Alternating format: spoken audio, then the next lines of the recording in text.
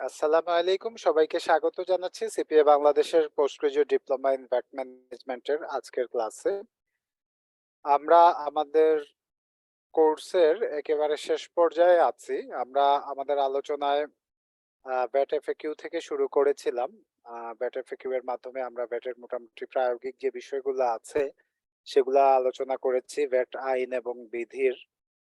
এবং সেই সাথে পরবর্তীতে আমরা আ সাধারণ আদেশ এবং তফসিল তফসিলগুলা দেখেছি এবং আমরা মূল্য সংযোজন আইন ও মূল্য সংযোজন কর ও সম্পূরক শুল্ক আইন ২০১২ এর মেইন যে টেক্সটটা আছে ওই টেক্সটটা আমরা গত ক্লাস পর্যন্ত কমপ্লিট করেছি। আমরা এখানে একটা ধারা বাদ দিয়ে গিয়েছিলাম, যেটা হচ্ছে ডেফিনেশন গুলা ছিল ওই ধারায়। ১ম অধ্যায়ের ধারা ২ সংজ্ঞার যে ধারাটি আছে, এই ধারা নিয়ে আমরা আজকে আলোচনা করব, যার মাধ্যমে আমরা মূল্য সংযোজন কর ও সম্পূরক শুল্ক আইন ২০১২ এর আলোচনা সম্পূর্ণ করব ইনশাআল্লাহ। তো আমরা ধারা ২ এ আলোচনা করছি সংজ্ঞা।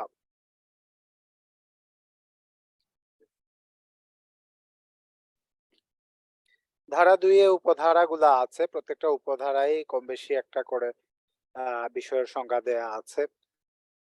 এখানে ১ম এ যে বিষয়টা বলা আছে, বিষয় বা প্রসঙ্গের পরিপন্থী কোনো কিছু না থাকিলে এই আইনে মানে আ এখানে কন্ডিশনটা হচ্ছে বিষয় বা প্রসঙ্গের পরিপন্থী যদি থাকে তাহলে আ এই ডেফিনিশন গুলা কার্যকর হবে না। বাট বিষয় বা প্রসঙ্গের আ আ সাথে সামঞ্জস্যপূর্ণ হলে এই আইনে এখানে যে সংজ্ঞাগুলা দেয়া আছে, ১ম এ বলা আছে, একে বলা আছে অনাবাসিক ব্যক্তি অর্থ এমন ব্যক্তি যিনি আবাসিক নহেন। অনাবাসিক ব্যক্তি হচ্ছেন এমন ব্যক্তি যিনি আবাসিক না।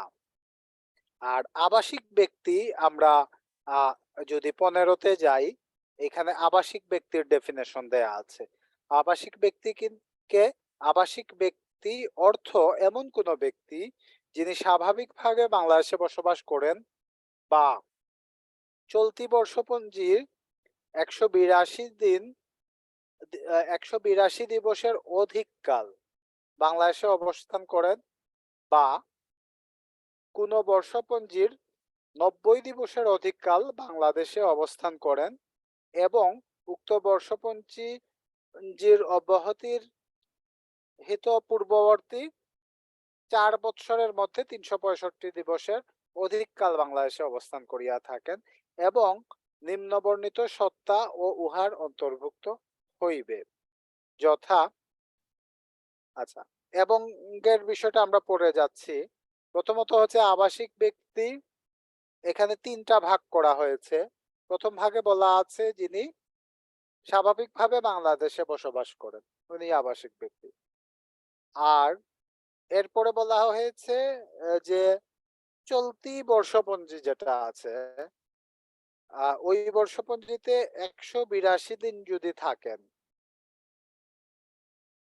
মানে আ ১৮২ দিন যদি অবস্থান করেন চলতি বর্ষপঞ্জিতে, ১৮২ দিন থেকে বেশি হতে হবে।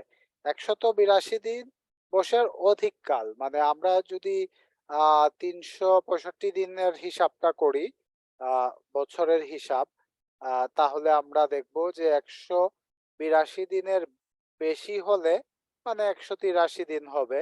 সেটা অর্ধেক থেকে বেশি হবে ৩৬৫ দিনের হিসাব যদি করি আমরা বছরে। মানে বছরে অধিকাংশ সময়ই আ উনি দেশে ছিলেন। অর্ধেকের বেশি সময় দেশে ছিলেন এটা। কিংবা এখানে আ কোন বর্ষপঞ্জিতে ৯০ দিন ছিলেন উনি। কিন্তু এর আগে ৪ বছরের মধ্যে ৩৬৫ দিন ছিলেন। ৩৬৫ দিনের থেকে বেশি সময় ছিলেন। তাহলে এই ৩ টার যেকোনো একটা কন্ডিশন ফুলফিল হলে আমরা ওই ব্যক্তিকে আবাসিক ব্যক্তি বলবো। এবং আবাসিক ব্যক্তি কারা? এখানে নিচে বলা আছে ক থেকে উম পর্যন্ত নিম্নবর্ণিত এখানে এবং বলা হয়েছে এবং নিম্নবর্ণিত সত্তা ও উহার অন্তর্ভুক্ত হইবে। নিম্নবর্ণিত যে সত্তা এগুলাও আবাসিক ব্যক্তির অন্তর্ভুক্ত হইবে। এটা কি কি? কোম্পানি, কোম্পানি আবাসিক ব্যক্তি হবে। কিভাবে আবাসিক হবে? যদি উহা বাংলাদেশের বিদ্যমান আইনের অধীন নিগমিত হয় বা উহার নিয়ন্ত্রণ ও ব্যবস্থাপনার কেন্দ্রস্থল বাংলাদেশে অবস্থিত হয়। তাহলে আমরা দেখলাম কোম্পানিও আবাসিক হতে পারে যদি ওই কোম্পানিটা বাংলাদেশে নিবন্ধিত হয় এবং এটা অথবা এটার নিয়ন্ত্রণ এবং ব্যবস্থাপনার কেন্দ্রস্থল বাংলাদেশে হয়, তাহলে এটা আবাসিক হবে কোম্পানি। ট্রাস্ট, ট্রাস্ট কখন আবাসিক হবে? যদি ট্রাস্টের একজন ট্রাস্টি বাংলাদেশে আবাসিক হন বা ট্রাস্টের নিয়ন্ত্রণ ও ব্যবস্থাপনার কেন্দ্রস্থল বাংলাদেশে অবস্থিত হয়। তাহলে একজন ট্রাস্টি যদি বাংলাদেশে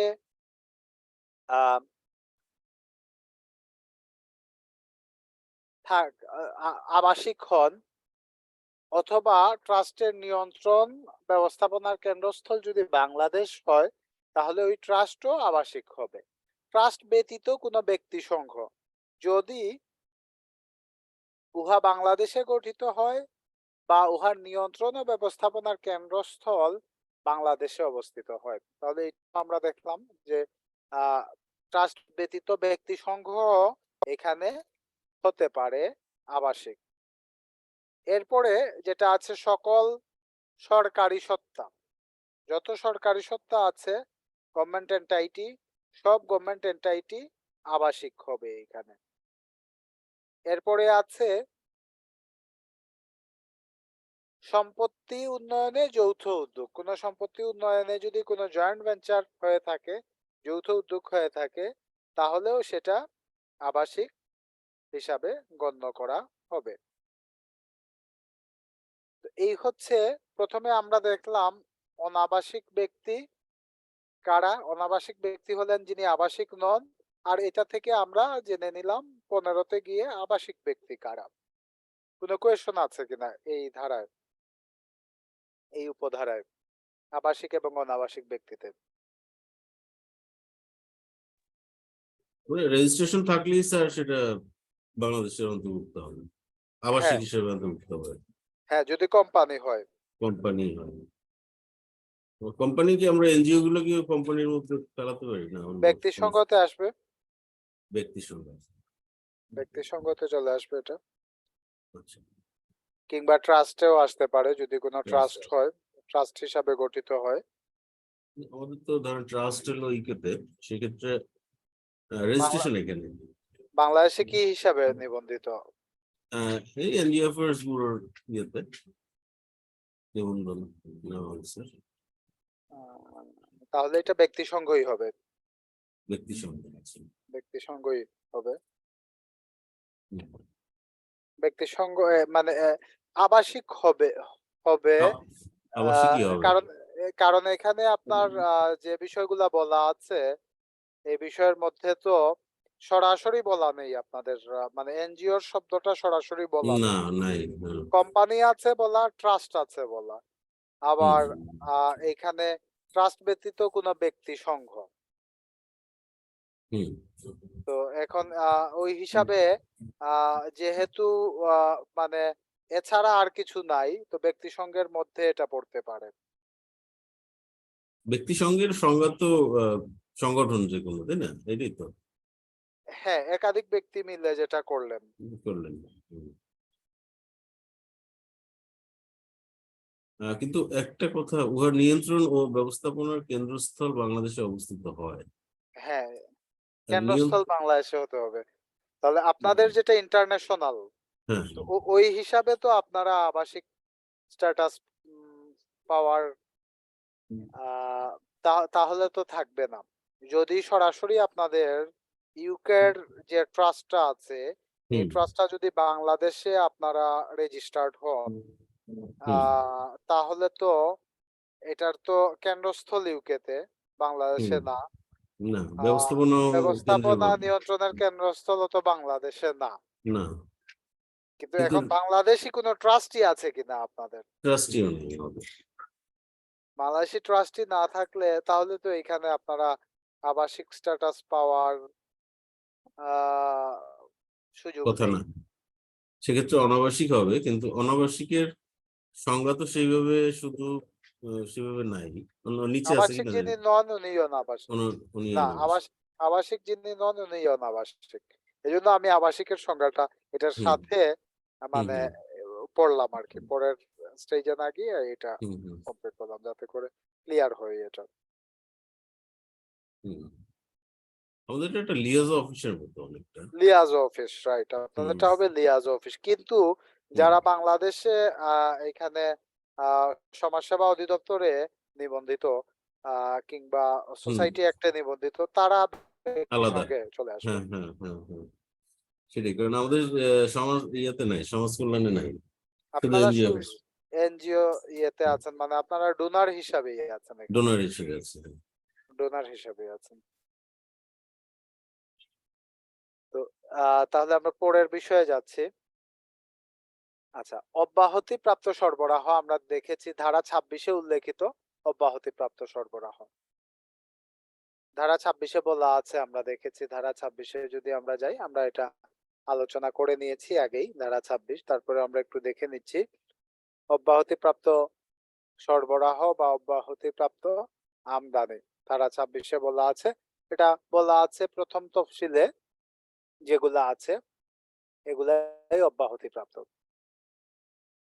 প্রথম তফসিলে উল্লেখিত সরবরাহ বা আমদানি হচ্ছে অব্যাহতিপ্রাপ্ত।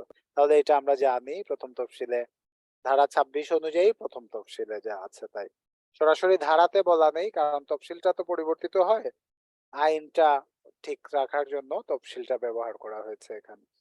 অব্যাহতিপ্রাপ্ত আমদানিও একইভাবে ধারা ২৬ এ উল্লেখিত অব্যাহতিপ্রাপ্ত আমদানি সমূহ।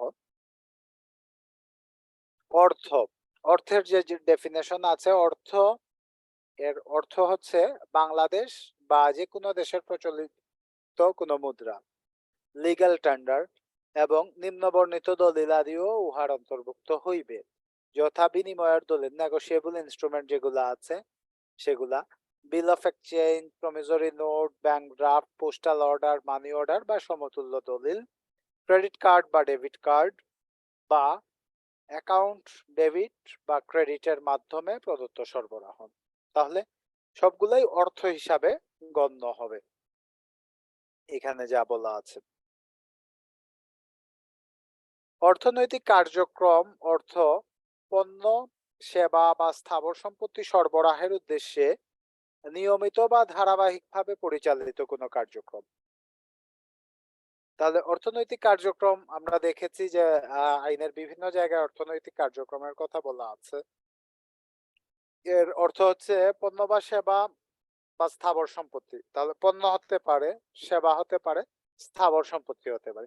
এটা সরবরাহের উদ্দেশ্যে নিয়মিত বা ধারাবাহিকভাবে পরিচালিত কোনো কার্যক্রম। নিয়মিত হতে হবে অথবা এটা ধারাবাহিকভাবে পরিচালিত হতে হবে। হঠাৎ করে কিছু একটা করলে এটা আবার অর্থনৈতিক কার্যক্রম হবে না। নিয়মিত যদি না হয় এটা, গোয়িং কনসার্ন যদি না হয়। এখন এখানে কতে আবার একটু আ আরো কিছু স্পেসিফিক্যালি বলা আছে অর্থনৈতিক কার্যক্রমের বিষয়গুলা। নিম্নবর্ণিত কার্যক্রমও উহার অন্তর্ভুক্ত হইবে। এখানে অতে বলা আছে কোনো ব্যবসা পেশা, বৃত্তি, জীবিকা উপার্জনের উপায়, পণ্য প্রস্তুত বা কোনো ধরনের উদ্যোগ, যেকোনো ধরনের আন্ডারটেকিং, মুনাফার লক্ষ্যে কার্যক্রমটি পরিচালিত হোক বা না হোক। আচ্ছা, এখন দেখেন কোনো একটা উদ্যোগ এটা মুনাফা লক্ষ্যে যদি এই কার্যক্রমটি পরিচালিত হোক বা না হোক, এটাও কিন্তু অর্থনৈতিক কার্যক্রম হবে। মনে করেন আমাদের এখানে কিছু জনকল্যাণমূলক ট্রাস্ট আছে কিংবা কিছু এনজিও আছে, সমাজসেবামূলক প্রতিষ্ঠান আছে, যারা অর্থনৈতিক কার্যক্রম আ পরিচালনা করছে কিংবা কোনো একটা উদ্যোগ গ্রহণ করেছে, কিংবা কোনো একটা কার্যক্রম নিয়েছে। যে কার্যক্রমটি মুনাফার লক্ষ্যে পরিচালিত নয়। তো আইনের ভাষায় এটাও অর্থনৈতিক কার্যক্রম হিসাবে গণ্য হবে। আতে বলা আছে লিজ, লাইসেন্স বা অনুরূপ উপায়ে কোনো পণ্য বা পণ্য, সেবা বা সম্পত্তি সরবরাহ। যদি লিজ, লাইসেন্স বা অন্য কোনো ভাবে কোনো পণ্য, সেবা বা সম্পত্তি সরবরাহ করা হয়, তাহলে সেই পণ্য, সেবা বা সম্পত্তি সরবরাহটাও অর্থনৈতিক কার্যক্রমের অন্তর্ভুক্ত হবে। ইতে বলা আছে কেবল একবারের জন্য পরিচালিত কোনো বাণিজ্যিক কার্যক্রম বা উদ্যোগ। আচ্ছা, তো এটা একটু কন্ট্রাডিক্টরি। আমরা প্রথমে দেখেছি যে নিয়মিত বা ধারাবাহিকভাবে পরিচালিত কার্যক্রম, আর এবং বলে অন্তর্ভুক্ত করেছে কি কি কি বিষয় অন্তর্ভুক্ত করেছে এখানে, যেটা অন্তর্ভুক্ত করেছে তার মধ্যে কেবল একবারের জন্য পরিচালিত কোনো বাণিজ্যিক কার্যক্রম বা উদ্যোগ, এটাও কিন্তু অ্যাড করে দিয়েছে। তার মানে একটু কন্ট্রাডিক্টরি এখানে। ধারাবাহিকভাবে পরিচালিত কিংবা নিয়মিত এই কার্যক্রম, এটা না বললেও চলতো। স্থাবর সম্পত্তি সরবরাহের উদ্দেশ্যে কার্যক্রম, কিন্তু একবার হলেও তো এটা হচ্ছে। আমরা ইতে এসে দেখলাম যে এটা একবারের জন্য পরিচালিত বাণিজ্যিক কার্যক্রম বা উদ্যোগ এখানে এসেছে। বা তাহলে আমরা ৬ ক-তে আমরা আহ, ও একবারের জন্য পরিচালিত বাণিজ্যিক কার্যক্রম বা উদ্যোগ বা ই উক্ত কার্যক্রমের প্রারম্ভে বা শেষে সম্পাদিত কোনো কার্য, মানে ওই একবারের জন্য পরিচালিত বাণিজ্যিক কার্যক্রমের শুরুতে কিংবা শেষে সম্পাদিত কোনো কার্য। তবে খ, নিম্নবর্ণিত কার্যক্রম উহার অন্তর্ভুক্ত হইবে না, যথা ও কর্মচারী কর্তৃক তাহার নিয়োগকর্তাকে প্রদত্ত সেবা। এটা হচ্ছে একটা সেবা, কিন্তু কর্মচারী যখন তার নিয়োগকর্তাকে সেবা দেবে, এটা অর্থনৈতিক কার্যক্রম হবে না। কোনো পরিচালক কর্তৃক প্রদত্ত কোনো সেবা, পরিচালক যদি কোনো সেবা প্রদান করেন, সেই সেবা অর্থনৈতিক কার্যক্রম হিসাবে গণ্য হবে না যদি কোম্পানিকে পরিচালক কোনো সেবা প্রদান করে থাকে। তবে যেই ক্ষেত্রে উক্ত ব্যক্তি তাহার ব্যবসা পরিচালনার নিমিত্ত উক্ত পরিচালকের পদ গ্রহণ করেন, সেই ক্ষেত্রে তৎকর্তৃক প্রদত্ত সেবা অর্থনৈতিক কার্যক্রম হইবে। তাহলে যে ক্ষেত্রে উক্ত ব্যক্তি তাহার ব্যবসা পরিচালনার নিমিত্ত উক্ত পরিচালকের পদ গ্রহণ করেন, মানে তার নিজের ব্যবসা পরিচালনার জন্য ওই পরিচালকের পদ যদি গ্রহণ করা হয়ে থাকে, তাহলে তৎকর্তৃক প্রদত্ত সেবা, যে ওই সেবাটুকু দেয়া হবে, ওই সেবা অর্থনৈতিক কার্যক্রম হিসাবে গণ্য হবে। বাণিজ্যিকভাবে পরিচালিত নয় এমন কোনো বিনোদনমূলক কাজ বা শখ, শখ করে কিছু করলে কিংবা কোনো বিনোদনমূলক কাজ করলে, যে বিনোদনমূলক কাজটা বাণিজ্যিকভাবে পরিচালিত নয়, এই ধরনের কিছু, এটাও আমরা অর্থনৈতিক কার্যক্রমের মধ্যে পড়বে না। বাণিজ্যিক উদ্দেশ্য ব্যতীত সরকার কর্তৃক পরিচালিত নির্ধারিত কোনো কার্যক্রম, সরকার যদি বাণিজ্যিক উদ্দেশ্য ব্যতীত নির্ধারিত কোনো কার্যক্রম আহ, আহ, করে থাকে, আহ, তাহলে ওই কার্যক্রমটাও অর্থনৈতিক কার্যক্রম হিসাবে গণ্য হবে না। তাহলে আমরা যদি উপধারা ৬ দেখি, উপধারা ৬কে আমরা ৩ ভাগে ভাগ করতে পারি। প্রথম অংশে মূল ডেফিনেশনটা দেয়া আছে বা মূল সংজ্ঞাটুকু বলা আছে, সেটা হচ্ছে অর্থনৈতিক কার্যক্রম অর্থ পণ্য, সেবা বা স্থাবর সম্পত্তি সরবরাহের উদ্দেশ্যে নিয়মিত বা ধারাবাহিকভাবে পরিচালিত কোনো কার্যক্রম। আর এরপরে দুইটা অংশ, ক এবং খ। কতে কিছু বিষয় এখানে অন্তর্ভুক্ত করা হয়েছে, আর খতে কিছু বিষয় এখান থেকে অন্তর্ভুক্ত হবে না, এটা বলা হয়েছে।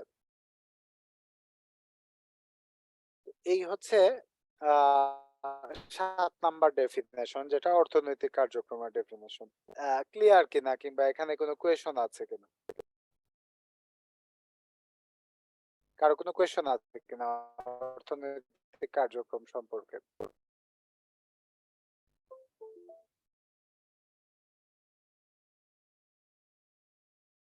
তাহলে আমরা যদি দেখি কোনো এনজিও কোনো সেবা দিচ্ছে কিংবা কোনো যে কোনো সমাজসেবামূলক প্রতিষ্ঠান কোনো সেবা দিচ্ছে আহ যেটা মুনাফার লক্ষ্যে পরিচালিত হচ্ছে না, কোনো উদ্যোগ নিয়েছে যেটা মুনাফার লক্ষ্যে পরিচালিত হচ্ছে না, সেটা কি অর্থনৈতিক কার্যক্রম হবে?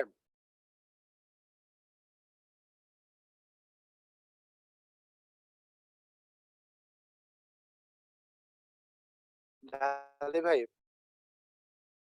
এই ডেফিনেশনটা কি বলে?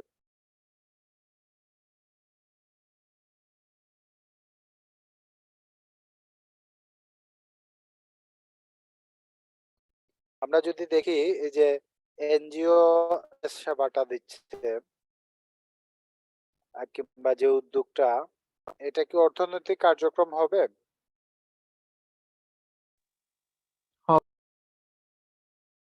জি, খালিদ হাসান ভাই। সেটা তো হবে, কারণ এটা তো মনিটারি ট্রানজেকশন হচ্ছে। হ্যাঁ, রাইট। মনিটারি ট্রানজাকশন হলেও এখানে ওই যে মুনাফার লক্ষ্যে হোক বা না হোক, এটা বলা আছে যে কোনো ধরনের উদ্যোগ মুনাফার লক্ষ্যে হোক বা না হোক। আচ্ছা, এখন একজন গায়ক মনে করেন একটা গান গাইলেন, এটা স্ট্রেজ শোতে গিয়ে পার্টিসিপেট করলেন, এখানে টিকিট বিক্রি হলো এবং উনি এখান থেকে সম্মানী নিলেন, এখানে কি এটা কি অর্থনৈতিক কার্যক্রম হবে?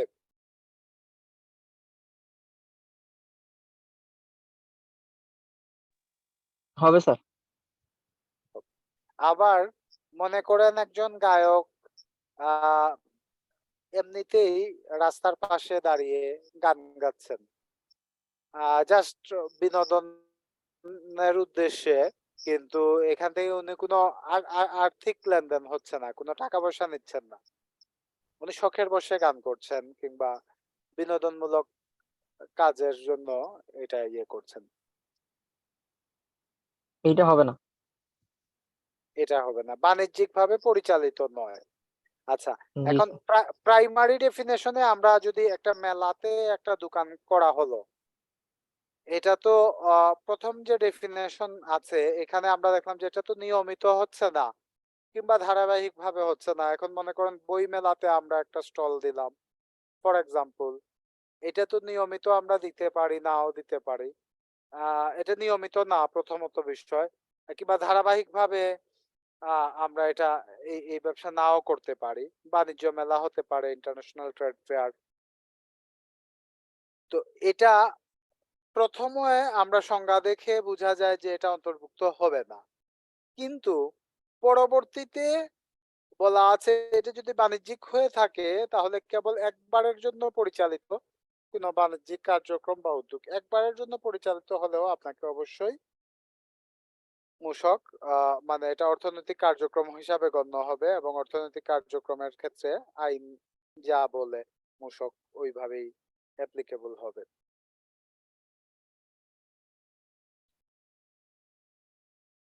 মোট কথা আমরা তাহলে সামারি যদি করি এটা এরকম, প্রায় কর্মচারী কর্তৃক নিয়োগকর্তাকে দেয়া সেবা, আর সরকার যদি বাণিজ্যিক উদ্দেশ্য ছাড়া কোনো কার্যক্রম গ্রহণ করে, আর যদি কোনো বিনোদনমূলক কার্যক্রম পরিচালিত হয় বাণিজ্যিক উদ্দেশ্য ছাড়া, তাহলেই শুধুমাত্র সেগুলা অর্থনৈতিক কার্যক্রম হবে না।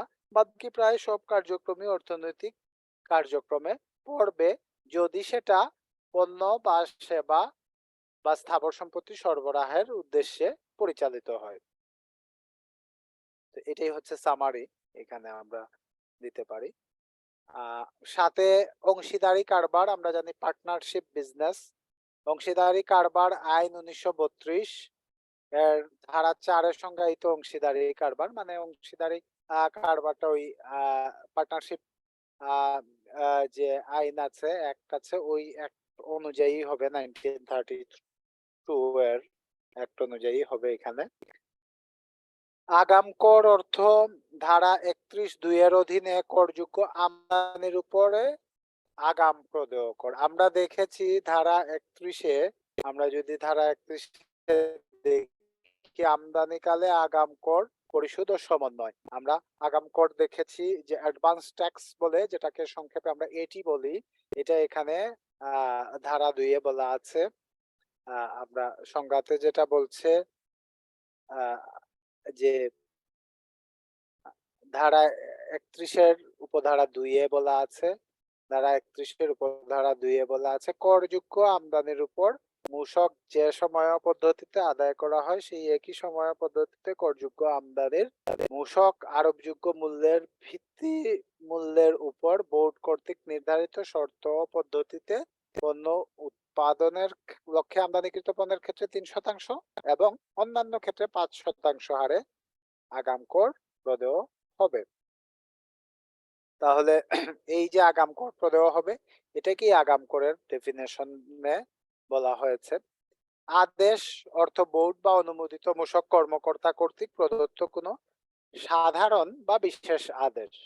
তাহলে আদেশের ডেফিনেশনটা আমরা দেখলাম। আমরা আগে আলোচনা করেছিলাম আনুক্রমিক এবং পর্যাবৃত্ত সরবরাহ। এখানে আনুক্রমিক যেটাকে বলা হচ্ছে প্রগ্রেসিভ বা পর্যাবৃত্ত যেটাকে বলা হচ্ছে পিরিয়ডিক সরবরাহ, অর্থ কোনো চুক্তি বা লিজ বা hire of licence, finance lease সহ এর অধীন আনুক্রমিক বা পর্যাবৃত্ত ভাবে অর্থ পরিশোধের শর্তে প্রদেয় কোনো সরবরাহ। এটাও আমরা দেখেছি আনুক্রমিক পর্যাবৃত্ত সরবরাহের ক্ষেত্রে পেট আইনে যে বিষয়গুলো বলা আছে, এটা এখানে ডেফিনেশনটা আমরা দেখলাম। আনুষঙ্গিক পরিবহন সেবা অর্থ জাহাজে পণ্য বুঝাইকরণ বা খালাসকরণ সংক্রান্ত সেবা, পণ্য বাধা সংক্রান্ত সেবা, পণ্য পরিদর্শন সংক্রান্ত সেবা, শুল্ক দলিলাদি প্রস্তুতকরণ ও প্রক্রিয়াকরণ সংক্রান্ত সেবা, কন্টেইনার হ্যান্ডলিং সংক্রান্ত সেবা, পণ্য গুদামজাতকরণ বা সংরক্ষণ সংক্রান্ত সেবা ও অনুরূপ অন্য কোনো সেবা। তাহলে আনুষঙ্গিক পরিবহন সেবার মধ্যে পরিবহন সেবা সংশ্লিষ্ট যে সকল সেবা আছে ওই সকল সেবাকেই আমরা এখানে বুঝতে পারি। 12তে বলা আছে আন্তর্জাতিক পরিবহন ডেফিনেশন বা সংজ্ঞা। আন্তর্জাতিক পরিবহন অর্থ আনুষঙ্গিক পরিবহন সেবা ব্যতি রেখে, মানে আনুষঙ্গিক যেটা আছে এটা বাদ দিয়ে সড়ক, নৌ বা আকাশপথে যাত্রী ও পণ্যাদি নিম্নবর্ণিত পরিবহন। কি কি পরিবহনকে আন্তর্জাতিক পরিবহন বলছে?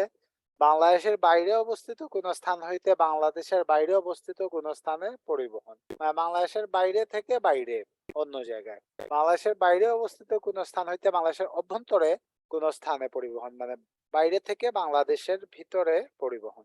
বাংলাদেশের অভ্যন্তরে অবস্থিত কোন স্থান হইতে বাংলাদেশের বাইরে অবস্থিত কোন স্থানে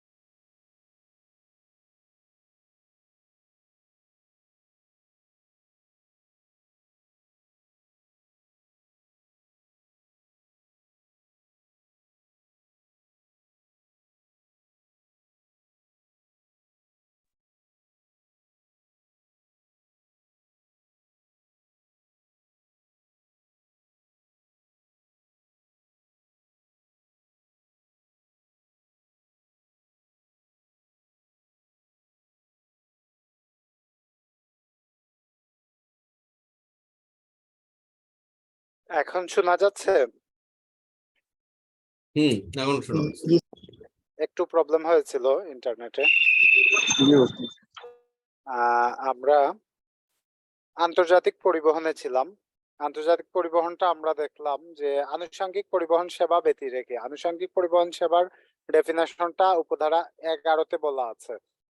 আর আন্তর্জাতিক পরিবহনটা আনুষঙ্গিক পরিবহন সেবা এগুলা বাদে যে পরিবহনটা আছে বাংলাদেশের বাইরে থেকে বাংলাদেশের বাইরে হতে পারে, বাংলাদেশের বাইরে থেকে বাংলাদেশে হতে পারে, আবার বাংলাদেশ থেকে বাংলাদেশের বাইরে হতে পারে। তো এই হচ্ছে আন্তর্জাতিক পরিবহন। আন্তর্জাতিক সহায়তা ও ঋণ চুক্তি অর্থ বাংলাদেশকে অর্থনৈতিক, কারিগরি বা প্রশাসনিক ক্ষেত্রে সহায়তা প্রদানের নিমিত্ত বাংলাদেশ সরকার এবং বিদেশি সরকার বা আন্তদেশীয় আন্তর্জাতিক সংস্থার সহিত আবদ্ধ কোনো চুক্তি। তাহলে আমরা এখানে দেখলাম যে যদি সেই চুক্তিটা বাংলাদেশের সাথে বাংলাদেশের সরকারের সাথে বিদেশি সরকার বা কোনো আন্তর্জাতিক সংস্থার চুক্তি হয় তাহলে এটাকে আন্তর্জাতিক সহায়তা ও ঋণ চুক্তি ডেফিনেশনটা বলা হবে। আপিলার ট্রাইব্যুনাল অর্থ কাস্টমস অ্যাক্ট 1969 এর সেকশন 196 এর অধীন গঠিত শুল্ক আবগারি ও মূল্য সংযোজন কর আপিলার ট্রাইব্যুনাল। তাহলে এটা আমরা দেখলাম যে আপিলার ট্রাইব্যুনালের ডেফিনেশন। আবাসিক ব্যক্তির ডেফিনেশনটা আমরা এর আগে দেখে নিয়েছি। আমদানির ডেফিনেশনটা আমরা দেখবো এখন। সংজ্ঞা বলা আছে এখানে উপধারা 16-তে আমদানির সংজ্ঞা। সেটা হচ্ছে বাংলাদেশের বাহির হতে বাংলাদেশের ভৌগোলিক সীমার অভ্যন্তরে কোনো পণ্য আনয়ন। তাহলে আমদানি অর্থ পণ্য আনতে হবে। কোথা থেকে আনবো? বাংলাদেশের বাইরে থেকে বাংলাদেশের ভৌগোলিক সীমার ভিতরে আনতে হবে পণ্যটা। 17-তে বলা আছে আমদানিকৃত সেবা অর্থ বাংলাদেশের বাইরে হতে সরবরাহকৃত সেবা। তাহলে আমদানিকৃত সেবা হচ্ছে বাংলাদেশের বাইরে হতে যে সেবা সরবরাহ করা হয়েছে সেই সেবা। তাহলে আমদানি এবং আমদানিকৃত সেবা আলাদা আলাদা ডেফিনেশন এখানে দেয়া হয়েছে। আমদানিটা পণ্যের ক্ষেত্রে বলা হচ্ছে আর সেবার ক্ষেত্রে আমদানিকৃত সেবা বলা হচ্ছে। আবার ইলেকট্রনিক সেবাটাও এখানে আলাদাভাবে ডেফিনেশন দেয়া আছে। সেটা হচ্ছে টেলিযোগাযোগ নেটওয়ার্ক, স্থানীয় কিংবা বৈশ্বিক তথ্য নেটওয়ার্ক বা অনুরূপ মাধ্যমে প্রদানকৃত নিম্নবর্ণিত সেবা। এখানে ওয়েবসাইট, ওয়েব হোস্টিং বা অনুষ্ঠান, যন্ত্রপাতির দূরবর্তী রক্ষণাবেক্ষণ। খতে বলা আছে সফটওয়্যার এবং দূরবর্তী সেবা প্রদানের মাধ্যমে উহার হালনাগাদকরণ। গতে বলা আছে প্রদত্ত ইমেজ, টেক্সট এবং তথ্য। ঘতে বলা আছে ডাটাবেজ, তথ্য ভান্ডার, প্রবেশাধিকার, অ্যাক্সেস টু ডাটাবেজ। উমতে বলা আছে স্বশিক্ষণ প্যাকেজ। চতে বলা আছে সঙ্গীত, চলচ্চিত্র এবং ক্রীড়া। এবং ছতে বলা আছে রাজনৈতিক, সাংস্কৃতিক, শিল্পকলা, খেলাধুলা, বিজ্ঞান বিষয়ক এবং টেলিভিশন সম্প্রচার সহ যে কোনো বিনোদনমূলক সম্প্রচার এবং অনুষ্ঠান। তাহলে ইলেকট্রনিক সেবার মধ্যে কিন্তু অনেকগুলা সেবা চলে এসেছে, যে সেবাগুলো আমরা ইলেকট্রনিক মাধ্যমে দিচ্ছি। ইলেকট্রনিক মাধ্যমে যে সেবাগুলো আসছে এগুলা আমরা আবার এখানে আইটি এনাবলড সার্ভিস গুলাই আমরা দেখছি আছে অনেকগুলা। যেমন সফটওয়্যার, আমরা প্রথমে যদি দেখি ওয়েবসাইট, ওয়েব হোস্টিং বা অনুষ্ঠান বা যন্ত্রপাতি দূরবর্তী রক্ষণাবেক্ষণ। তো এটা ইলেকট্রনিক সেবার মধ্যে পড়ছে। মানে কি আমরা যদি ওয়েবসাইট হোস্ট করে থাকি তাহলে এটা ইলেকট্রনিক সেবা হবে। সফটওয়্যার দূরবর্তী সেবা প্রদানের মাধ্যমে যদি এটা হালনাগাদকরণ করা হয় তাহলে এটা ইলেকট্রনিক সেবা হবে। কোনো ডাটাবেজ বা তথ্য ভান্ডারের প্রবেশাধিকারের যদি কোনো সেবা হয় এটাও ইলেকট্রনিক সেবা হবে। স্বশিক্ষণ প্যাকেজটাও ইলেকট্রনিক সেবা হবে। সঙ্গীত, চলচ্চিত্র, ক্রীড়া এটাও ইলেকট্রনিক সেবা হবে। রাজনৈতিক, সাংস্কৃতিক, শিল্পকলা, খেলাধুলা, বিজ্ঞান বিষয়ক এবং টেলিভিশন সম্প্রচার সহ যেকোনো বিনোদনমূলক সম্প্রচার এবং অনুষ্ঠান এটাও ইলেকট্রনিক সেবার মধ্যে অন্তর্ভুক্ত হবে। আচ্ছা, এখন আমরা মনে করেন আমরা যে এই ক্লাস করছি এটা কি আমাদের ইলেকট্রনিক সেবা হচ্ছে? অবশ্যই। আহ কোন অংশে আমরা এটা ইলেকট্রনিক সেবা বলতে পারবো? ওয়েবসাইট হোস্টিং অথবা না, এই ধরনের সেবা তো হচ্ছে না এটা। সফটওয়্যার। না, সফটওয়্যার তো হচ্ছে না। আমরা যে মনে করেন যে সফটওয়্যার প্যাকেজের মাধ্যমে আমরা কথা বলছি, হুম। মনে করেন জুম যে প্ল্যাটফর্ম আমরা ইউজ করছি, এই প্ল্যাটফর্মের সার্ভিস নেওয়ার জন্য আমরা যে ইনস্টিটিউট থেকে যে পেমেন্টটা করছি এটা একটা ইলেকট্রনিক সেবা হতে পারে। কিন্তু আমরা যে এই টিউশনটা প্রোভাইড করছি এটা দূরশিক্ষণ একদিক দিয়ে। আহ কিন্তু এটা কি দূরবর্তী সেবা হচ্ছে? এটা কি ইলেকট্রনিক সেবার মধ্যে পড়বে কিনা? ভাইয়া এটা পড়বে না, কারণ হলো যে এটা তো সফটওয়্যার ওপেন এন্ডেড। আপনি সার্ভিস যদি ইমপ্লিমেন্ট করে থাকেন সার্ভিস এগেইনস্টে ভ্যাট হবে, কিন্তু সার্ভিস যে আপনি কি করতেছেন না করতেছেন এটা কিন্তু বুঝতে হবে। রাইট, মানে এটা হবে না, ইলেকট্রনিক সেবার মধ্যে এটা পড়বে না, এটা সাধারণ সেবার মধ্যেই আমাদেরকে পড়বে। ইলেকট্রনিক সেবার মধ্যে এটা পড়ছে না। আবার প্রশিক্ষণ আরেকটা প্যাকেজ যেটা মোমো। স্বশিক্ষণ প্যাকেজটা দেখেন, মনে করেন আমাদের যে প্রোগ্রামটা আছে, পার্ট 1 এর যে প্রোগ্রামটা আছে, post graduate diploma in public accounting, এটা আহ, আমরা ই লার্নিং এ হয়ে থাকে। এটা কিছুটা স্বশিক্ষণের মতোই, কিছুটা না, এটা অনেকটাই স্বশিক্ষণ। যিনি লার্নার উনি লগ ইন করবেন, লগ ইন করে এখানে লেকচার গুলা রেকর্ডেড দেয়া আছে, পরীক্ষাটাও রেকর্ড এখানে আছে, সফটওয়্যারের মধ্যে সিস্টেমে দেয়া আছে, উনি পরীক্ষাগুলো দেবেন, কোর্স ম্যাটেরিয়ালস উনি নেবেন। তো এটা স্বশিক্ষণ প্যাকেজ যেটা, এটা আবার ইলেকট্রনিক সেবার মধ্যে পড়ে যাচ্ছে, স্বশিক্ষণ প্যাকেজ এটা। বাট আমরা এই যে সফটওয়্যার ইউজ করছি আমাদের একটা সার্ভিস ডেলিভারি দিতে, ওই সফটওয়্যার ইউজ করছি, এটা ইলেকট্রনিক সেবা, কিন্তু এর মাধ্যমে যে সেবাটা দিচ্ছি আমরা এটা আবার ইলেকট্রনিক সেবার মধ্যে পড়ছে না।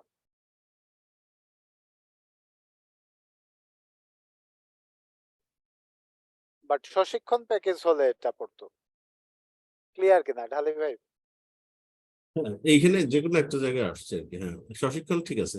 উপরে যে ডাটাবেস বা তথ্য ভান্ডারে প্রবেশাধিকার, হ্যাঁ, এই ক্ষেত্রে স্যার ধরেন আমরা একটা ডাটাবেস ইউজ করি অ্যাকাউন্টিং প্যাকেজে আন্ডারে, লেজার মেনটেন করি, সেটা হলো পিএসএফ এ।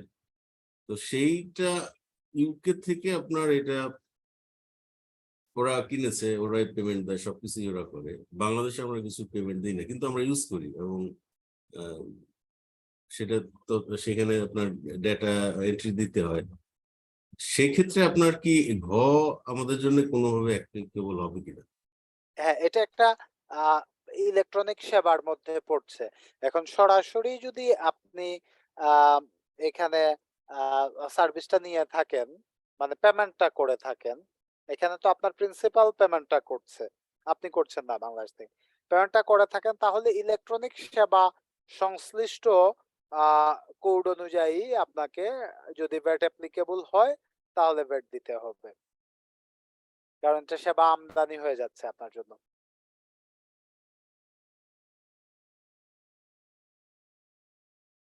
তথ্য ভান্ডারের প্রবেশাধিকারের যে সেবাটা।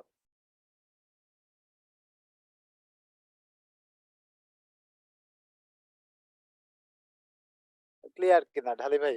এই এটা আমরা তো স্যার ব্যবহার করছি, কিন্তু কোনো পেমেন্ট টেমেন্ট করি না, সেক্ষেত্রে সেক্ষেত্রে এটা তো আর পেমেন্ট না করলে তো আপনার কোনো অ্যাপ্লিকেশন নাই। নাই। হুম, সেবাটা নিচ্ছি আর কি। হ্যাঁ, সেবাটা নিচ্ছেন কিন্তু পেমেন্ট করছেন না। হুম। কিন্তু যে কোনো মানে ডাটাবেজে ঢোকার যে সেবাটুকু এটা আপনাকে এটা ইলেকট্রনিক সেবা হিসাবে গণ্য হবে। আচ্ছা, এটাই মূল আর কি, ইলেকট্রনিক সেবা হিসাবে এটা গণ্য হবে। এই ঠিক আছে। এরপরে 18তে বলা আছে উপকরণের সংজ্ঞা। উপকরণ অর্থ সকল প্রকার কাঁচামাল, laboratory reagent, laboratory equipment, laboratory accessories, জ্বালানি হিসাবে ব্যবহৃত যে কোনো পদার্থ, মোড়ক সামগ্রী, সেবা যন্ত্রপাতি ও যন্ত্রাংশ। তবে নিম্নবর্ণিত পণ্য বা সেবাসমূহ উপকরণ হিসাবে বিবেচিত হইবে না। খেয়াল করে দেখেন, আমরা উপকরণের সংজ্ঞা কিন্তু অর্থনীতিতে আমরা জানি উপকরণের ডেফিনেশন দেয়া আছে ইকোনমিক্স এর অনুযায়ী। আবার আমরা আমাদের অ্যাকাউন্টিং এও উপকরণের আমরা সংজ্ঞা করে থাকি। কিন্তু ভ্যাট আইনে উপকরণের সংজ্ঞা যখন দেয়া হলো, এই উপকরণের সংজ্ঞার মধ্যে কি কি অন্তর্ভুক্ত আছে আর কি কি অন্তর্ভুক্ত না এটা বলা আছে। অন্তর্ভুক্ত আছে কি কি বলা হলো প্রথমে, তবে নিম্নবর্ণিত পণ্য বা সেবা সমূহ উপকরণ হিসাবে বিবেচিত হবে না। এটা শুধু ভ্যাট আইনে উপকরণ হিসাবে বিবেচিত হবে না, এটাই আমরা বুঝবো।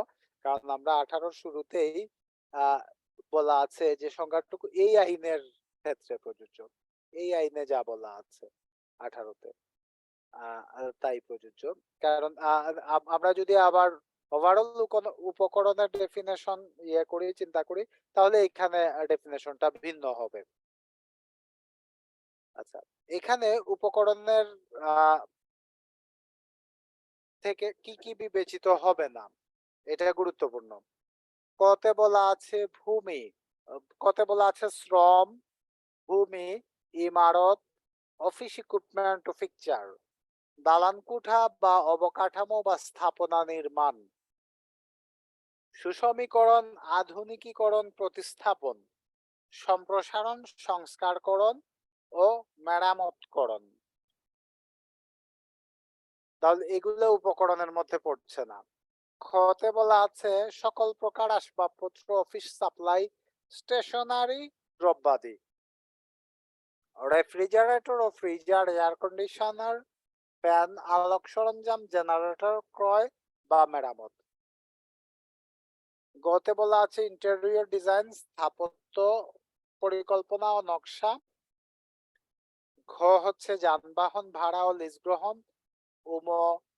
ভ্রমণ, আপ্যায়ন, কর্মচারীর কল্যাণ, উন্নয়নমূলক কাজ ও উহার সহিত সংশ্লিষ্ট পণ্য বা সেবা।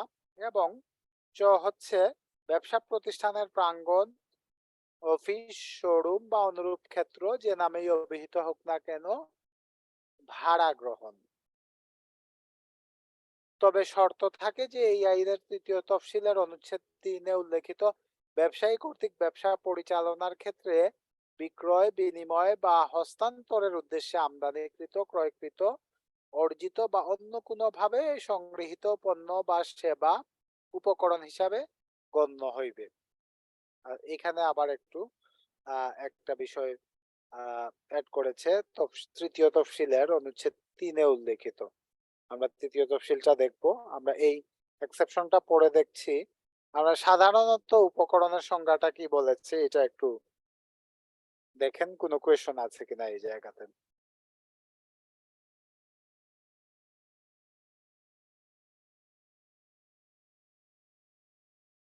এটা নিয়ে কিছুটা মত পার্থক্য আছে অনেকেরই, যে কি কি বিষয় উপকরণের মধ্যে ইনক্লুডেড হবে, কি কি বিষয় উপকরণের মধ্যে ইনক্লুডেড হবে না। তো এখানে আমরা এই বিষয়টুকু কিছু কিছু বিষয় উপকরণের বাইরে রাখার কারণে এখানে দেখা যাচ্ছে যে আমরা অ্যাকাউন্টিং পলিসিতে কিংবা আমরা যদি ইন্টারন্যাশনাল অ্যাকাউন্টিং স্ট্যান্ডার্ডটা ফলো করি, তাহলে এখানে ভ্যাটের ক্ষেত্রে উপকরণের ডেফিনেশনের সাথে আমরা যে সাধারণভাবে আমরা উপকরণ হিসাবে যেসব বিষয়ে জানি এর মধ্যে কিছুটা পার্থক্য দেখা যাবে।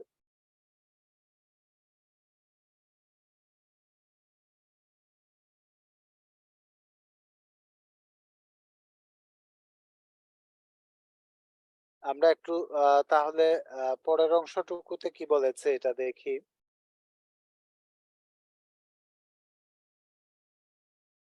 এখানে বলেছে তৃতীয় তফসিলের অনুচ্ছেদ 3-এ উল্লেখিত ব্যবসায়ী কর্তৃক। আমরা একটু তৃতীয়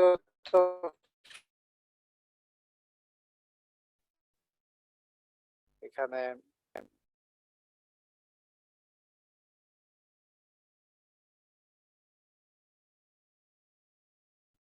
তফসিলটা বের করলাম।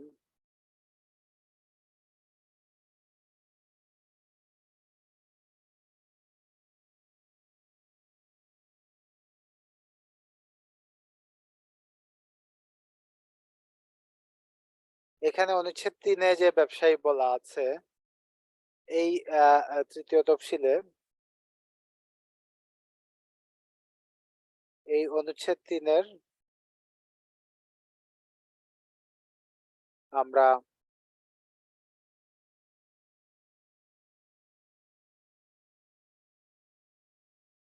ব্যবসায়ী কর্তৃক পরিচালনার ক্ষেত্রে বিক্রয় বিনিময় হস্তান্তরের উদ্দেশ্যে আমদানিকৃত, ক্রয়কৃত, অর্জিত বা অন্য কোনো ভাবে সংগৃহীত পণ্য বা সেবা উপকরণ হিসাবে গণ্য হবে।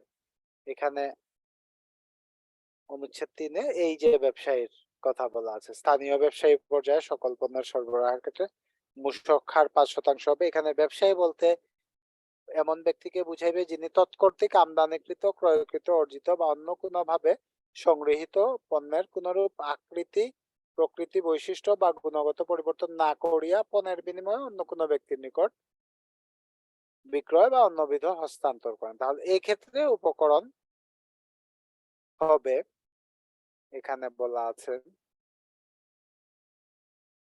উপকরণ হিসাবে আমদানিকৃত, বিক্রয় বিনিময়ের উদ্দেশ্যে আমদানিকৃত, ক্রয়কৃত বা অর্জিত। বাদ বাকি বিষয়গুলো এগুলা বিবেচিত হবে না, এখানে ক থেকে চ পর্যন্ত লিস্ট দেওয়া আছে। এই হচ্ছে উপকরণ, উপকরণের ডেফিনেশন। আমরা উপকরণ ডেফিনেশন পরে উপকরণ কর এবং উৎপাদ কর যে বিষয়টা আমরা শুরু থেকেই দেখেছি, যে ভ্যাট ক্যালকুলেশনের ক্ষেত্রে ইনপুট ট্যাক্স এবং আউটপুট ট্যাক্স, এটা আমরা আগেও এটার ডেফিনেশনটা আলোচনা করেছি আমাদের অন্য ক্লাসে এই বিষয়ে আলোচনা করেছি। উপকরণ কর অর্থ কোন নিবন্ধিত ব্যক্তি কর্তৃক উপকরণ হিসাবে আমদানিকৃত পণ্য বা সেবার বিপরীতে আমদানি পর্যায়ে পরিশোধিত মূল্য সংযোজন কর, এখানে আগাম কর ব্যতীত, এটিটা বাদে হবে। এবং স্থানীয় উৎস হইতে উপকরণ হিসাবে ক্রয়কৃত বা সংগৃহীত পণ্য বা সেবার বিপরীতে পরিশোধিত মূল্য সংযোজন কর। তাহলে এটা হচ্ছে ক্রয়ের কিংবা আমদানির ক্ষেত্রে আমি যেটা ক্রয় করলাম কিংবা আমদানি করলাম এটাই উপকরণ কর। উপকরণ, কিন্তু উপকরণ হিসাবে বললে এই যে উপকরণের সংজ্ঞার মধ্যে যা পড়েছে তা হবে। এই জন্য উপকরণের সংজ্ঞাটা এখানে গুরুত্বপূর্ণ। আর উৎপাদ কর হচ্ছে কোনো নিবন্ধিত ব্যক্তি কর্তৃক নিম্ন বর্ণিত ক্ষেত্রে প্রদেয় মূল্য সংযোজন কর, যথা উক্ত ব্যক্তি কর্তৃক করযোগ্য পণ্য বা সেবা বা স্থাবর সম্পত্তি সরবরাহ বা উক্ত ব্যক্তি কর্তৃক করযোগ্য সেবা আমদানি,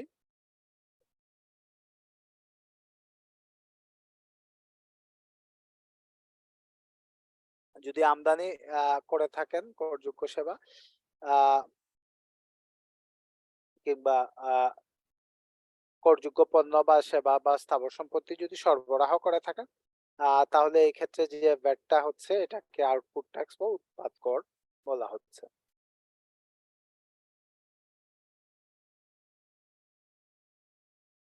এটা আমরা আগেই আলোচনা করেছি, ইনপুট ট্যাক্স এবং আউটপুট ট্যাক্স। উৎসে কর কর্তনকারী সত্তা, এখানে ডেফিনেশনটা বলা আছে, কারা উৎসে কর কর্তনকারী সত্তা? অর্থ কোন সরকারি সত্তা, সরকারি সত্তা মানেই এখানে উৎসে কর কর্তনকারী সত্তা। খতে বলা আছে এনজিও বিষয়ক ব্যুরো বা সমাজসেবা অধিদপ্তর কর্তৃক অনুমোদিত কোন বেসরকারি প্রতিষ্ঠান। তাহলে এনজিও ব্যুরো অথবা সমাজসেবা অধিদপ্তর হতে অনুমোদিত বেসরকারি প্রতিষ্ঠানও উৎসে কর কর্তনকারী সত্তা হিসাবে গণ্য হবে। কোনো ব্যাংক, বীমা, অনুরূপ আর্থিক প্রতিষ্ঠান, কোনো মাধ্যমিক বা তদূর্ধ্ব পর্যায়ের শিক্ষা প্রতিষ্ঠান বা লিমিটেড কোনো লিমিটেড কোম্পানি, এখানে উৎসে কর কর্তনকারী সত্তাটা এর মধ্যেই সীমাবদ্ধ। তাহলে আমরা সরকারি সত্তা পেলাম উৎসে কর কর্তনকারী সত্তা হিসাবে, এনজিও কিংবা সমাজসেবা অধিদপ্তরে, এনজিও বিষয়ক ব্যুরো কিংবা সমাজসেবা অধিদপ্তরে নিবন্ধিত কিংবা অনুমোদিত কোনো বেসরকারি প্রতিষ্ঠান উৎসে কর কর্তনকারী সত্তা হবে। ব্যাংক, বীমা, আর্থিক প্রতিষ্ঠান হবে। এছাড়া লিমিটেড কোম্পানি হবে এবং কোনো মাধ্যমিক বা তদূর্ধ্ব পর্যায়ের শিক্ষা প্রতিষ্ঠান হবে উৎসে কর কর্তনকারী সত্তা। আমরা ইনকাম ট্যাক্সে দেখেছিলাম যে specified person, tax deduction at সোর্সে কারা ট্যাক্স ডিডাক্ট করবেন, ওই স্পেসিফাইড পারসনের যে লিস্টটা ছিল আমরা দেখেছিলাম যে ওই লিস্টে যারা আছে তারা সবাই ট্যাক্স ডিডাক্ট করবে। কিন্তু ভ্যাট ডিডাকশনের ক্ষেত্রে শুধুমাত্র এই যে লিস্টে 5 ধরনের সত্তার কথা বলা আছে, এন্টাইটির কথা বলা আছে, এরাই শুধুমাত্র উৎসে কর কর্তনকারী সত্তা হিসাবে গণ্য হবে।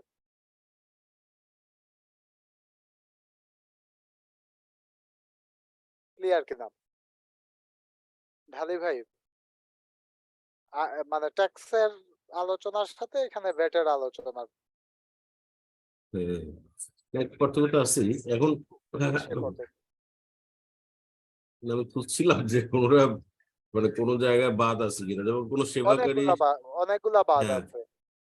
সেই এখানে সেই লিমিটেড কোম্পানি না হলে আপনার এখানে যে বাদ বাকি তো সবাই বাদ পড়ে গেল। সেটাই। তাহলে তারা কিভাবে, তাহলে তারা কাটবে না উৎসে বিডিএস, কর কর্তন করতে পারবে, উৎসে ভ্যাটের দরকার। ভ্যাট কর্তনের তো তাদের ক্ষমতা নেই।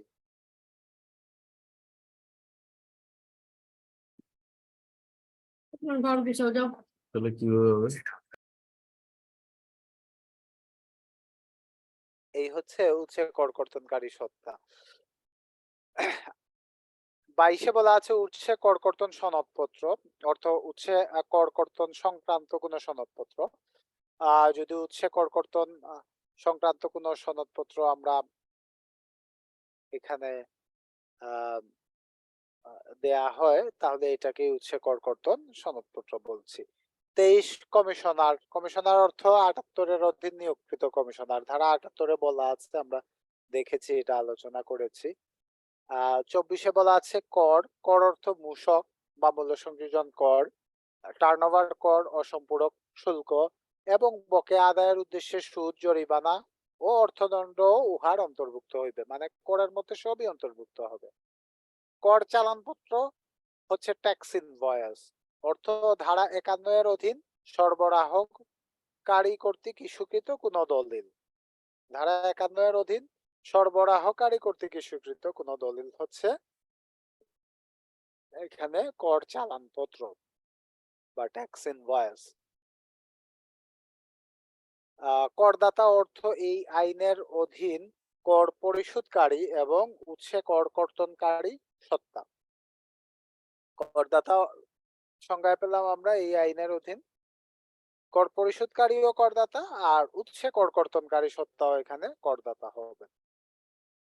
কর নিরূপণ অর্থ 5ম অধ্যায়ের অধীন করদাতা কর্তৃক কর নিরূপণ অ্যাসেসমেন্ট, যেটা আমরা দেখেছি 5ম অধ্যায়ে। কর নির্ধারণ অর্থ 11 অধ্যায়ের অধীন যথোপযুক্ত কর্মকর্তা কর্তৃক কর নির্ধারণ। নিরূপণ এক জিনিস আর নির্ধারণ এক জিনিস। নিরূপণটা করদাতা কর্তৃক অ্যাসেসমেন্ট, আর নির্ধারণটাকে আমরা ডিটারমিনেশন বলছি।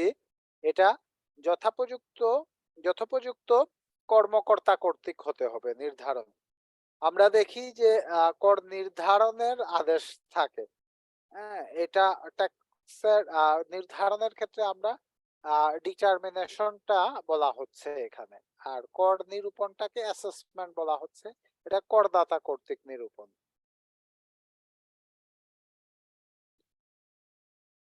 এটা ভ্যাটের ক্ষেত্রে আমরা এই ডেফিনেশনটা প্রযোজ্য। কর নির্ধারণ অর্থ এটা দেখলাম আমরা। এখন 29-এ বলা আছে কর ভগ্নাংশ অর্থ নিম্নবর্ণিত সূত্র অনুযায়ী নির্ণীত অর্থের পরিমাণ। এটা আমরা জানি যে কর ভগ্নাংশটা rate of VAT divided by 100 plus rate of VAT, এটাই কর ভগ্নাংশ। যে ক্ষেত্রে অর্থধারা 15(3)-এ উল্লেখিত মূসক হার, ওই যে মূসকের যে হারটা বলা আছে ধারা 15(3)-এ, এই মূসক হার হবে।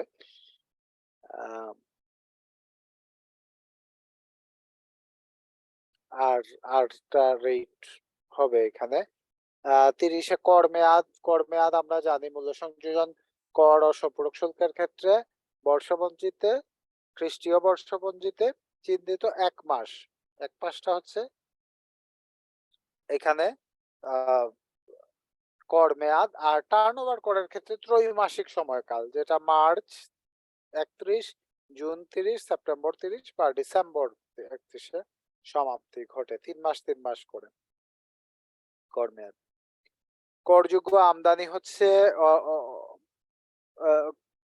অব্যাহতিপ্রাপ্ত আমদানি ব্যতীত কোনো আমদানি। অব্যাহতিপ্রাপ্ত আমদানির লিস্টটা আমরা জানি যে প্রথম তফসিলে বলা আছে। কর হার অর্থ প্রাসঙ্গিকতা ভেদে ধারা 15(3)-এ উল্লেখিত মূসক হার, 54(4)-এ উল্লেখিত সম্পূরক শুল্ক হার, ধারা 63(1)-এ উল্লেখিত টার্নওভার কর হার, মানে মূসক হার, সম্পূরক শুল্ক হার এবং টার্নওভার হার, এগুলা আমরা কর হার হিসাবে গণ্য হবে। কর সুবিধা অর্থ নিম্নবর্ণিত কোন সুবিধা, যথা উৎপাদ কর হ্রাসকরণ, পণ্য আমদানির উপর মূসক হ্রাসকরণ, জের টানা অতিরিক্ত অর্থের বৃদ্ধি বা করদাতার কর দায়ে পরিমাণ হ্রাসকরণ, হ্রাসকারী সমন্বয়ের প্রাপ্যতা বৃদ্ধিকারী সমন্বয়ের হ্রাসকরণ, কর ফেরত প্রদান, উৎপাদ কর স্থগিতকরণ বা উপকরণ কর রেয়াতের দাবি উত্থাপন ত্বরান্বিতকরণ, এইগুলা কর সুবিধার মধ্যে পড়ছে। উৎপাদ কর বা বৃদ্ধিকারী সমন্বয় হিসাবে বিলম্বিতকরণ বা উপকরণ কর রেয়াত বা হ্রাসকারী সমন্বয় দাবি উত্থাপন ত্বরান্বিতকরণ মূলত কার্যত একটি করযোগ্য সরবরাহ বা করযোগ্য আমদানিকে অকরযোগ্য সরবরাহ বা আমদানিতে পরিণতকরণ, এগুলাকে কর সুবিধা বলা হচ্ছে। মূলত কার্যত কোনো আমদানি বা অর্জনের ক্ষেত্রে উপকরণ কর রেয়াতের প্রাপ্তির অধিকার না থাকা সত্ত্বেও রেয়াত প্রাপ্তির অধিকার সৃষ্টিকরণ বা করদাতার টার্নওভার কম প্রদর্শন, এগুলা কর সুবিধা হিসাবে গণ্য করা হচ্ছে। এইসব ডেফিনেশনটা বলা হচ্ছে কর সুবিধার অধীনে। ধারা 35 হচ্ছে কার্যধারা, প্রসিডিংস অর্থ সংশ্লিষ্ট কর্মকর্তা কর্তৃক এই আইনের অধীন গৃহীত কোনো কার্যধারা বা কার্যক্রম। কিন্তু ষোড়শ অধ্যায়ের অধীন অপরাধ সংক্রান্ত মামলার কার্যক্রম উহার অন্তর্ভুক্ত হইবে না। ষোড়শ অধ্যায়ে আমরা দেখেছি অপরাধ বিচার ও দণ্ডের বিষয়, এটা এখানে অন্তর্ভুক্ত হইবে না। এটা ছাড়া কার্যধারা হচ্ছে এই আইনে গৃহীত কোনো কার্যধারা বা কার্যক্রম।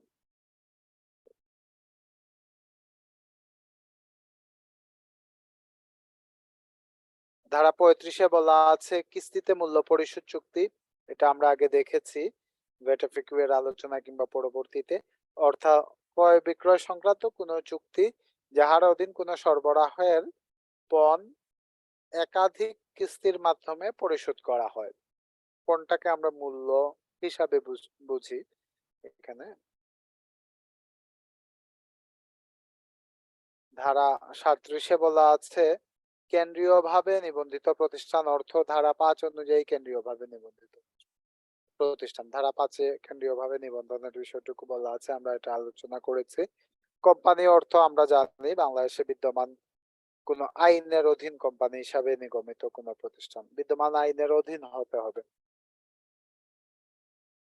ক্রেডিট নোট অর্থ হ্রাসকারী সমন্বয় গ্রহণের উদ্দেশ্যে করদাতা কর্তৃক ইস্যুকৃত কোন দলিল।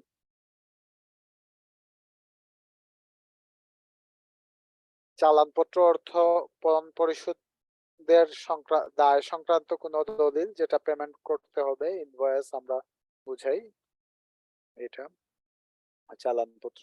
জরিমানা অর্থ ধারা 85 এর অধীন মূসক কর্মকর্তা কর্তৃক আরোপিত জরিমানা, কিন্তু অপরাধের বিচারের ক্ষেত্রে আদালত কর্তৃক প্রদত্ত অর্থদণ্ড উহারও অন্তর্ভুক্ত হইবে না। এটা শুধুমাত্র মূসক কর্মকর্তা কর্তৃক আরোপিত যে জরিমানা এটা। টার্নওভার অর্থ কোন ব্যক্তি কর্তৃক কোন নির্ধারিত সময় বা কর মেয়াদে তাহার অর্থনৈতিক কার্যক্রম দ্বারা প্রস্তুতকৃত, আমদানিকৃত বা ক্রয়কৃত করযোগ্য পণ্যের সরবরাহ বা করযোগ্য সেবা প্রদান হইতে প্রাপ্ত বা প্রাপ্য সমুদয় অর্থ। ধারা 43 টার্নওভার কর অর্থ ধারা 63 এর অধীন আরোপিত কর। আমরা জানি ধারা 63-তে আমরা টার্নওভার কর এর বিধানটি পড়েছিলাম। ডেবিট নোট অর্থ বৃদ্ধিকারী সমন্বয়ে গ্রহণের উদ্দেশ্যে করদাতা কর্তৃক ইস্যুকৃত কোন দলিল। বৃদ্ধিকারী সমন্বয় হবে মানে ইনভয়েস এর অ্যামাউন্টটা বাড়বে ডেবিট নোটের মাধ্যমে। তফসিল আমরা জানি তফসিল এই আইনের অধীনে তফসিলকেই তফসিল বলছি এখানে। তালিকাভুক্ত অর্থ ধারা 10 এর উপধারা 2 এর অধীন টার্নওভার কর তালিকাভুক্ত। তালিকাভুক্তি মানে টার্নওভার কর তালিকাভুক্ত। তালিকাভুক্তিযোগ্য ব্যক্তি অর্থ ধারা 10 এর উপধারা 1 এর অধীন টার্নওভার কর তালিকাভুক্তিযুক্ত ব্যক্তি। তালিকাভুক্তির সীমা আমরা জানি 12 মাসের মধ্যে 50 লক্ষ টাকা সীমা হচ্ছে তালিকাভুক্তির সীমা। এটা আমরা দেখেছিলাম টার্নওভার ট্যাক্সের আলোচনায়। অব্যাহতিপ্রাপ্ত সরবরাহের মূল্য আচ্ছা, কিন্তু নিম্নবর্ণিত মূল্য উহার অন্তর্ভুক্ত হইবে না। কি কি মূল্য অন্তর্ভুক্ত হইবে না? কতে বলা আছে অব্যাহতিপ্রাপ্ত সরবরাহের মূল্য, খতে বলা আছে মূলধনী সম্পদের বিক্রয় মূল্য, গতে বলা আছে অর্থনৈতিক কার্যক্রমের প্রতিষ্ঠান বা উহার কোনো অংশ বিশেষের বিক্রয় মূল্য, বা ঘতে বলা আছে অর্থনৈতিক কার্যক্রম স্থায়ীভাবে বন্ধ করিবার ফলশ্রুতিতে কৃত সরবরাহের মূল্য।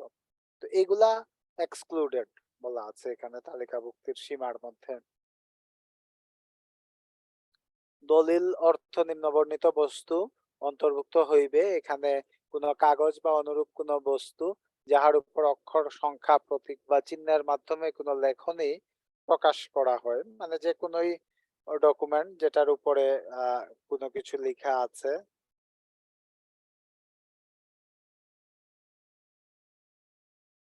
এখানে দলিলের মধ্যে কোনো ইলেকট্রনিক উপাত্ত, কম্পিউটার প্রোগ্রাম, কম্পিউটার ফিতা, কম্পিউটার ডিস্ক বা অনুরূপ কোন ডিভাইস যাহার উপাত্ত ধারণ করিতে পারে, যার মেমোরি আছে, এখানে কোনো ডাটা এখানে থাকতে পারে, এটি দলিল।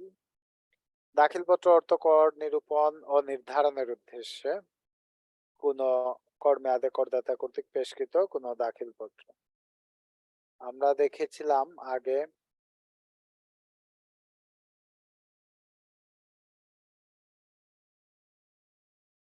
কর নিরূপণ দেখেছিলাম করদাতা করে থাকেন, আর কর নির্ধারণটা করে থাকেন যথোপযুক্ত কর্মকর্তা। তো দাখিলপত্র হচ্ছে কর নিরূপণ অথবা নির্ধারণের জন্য আমরা যে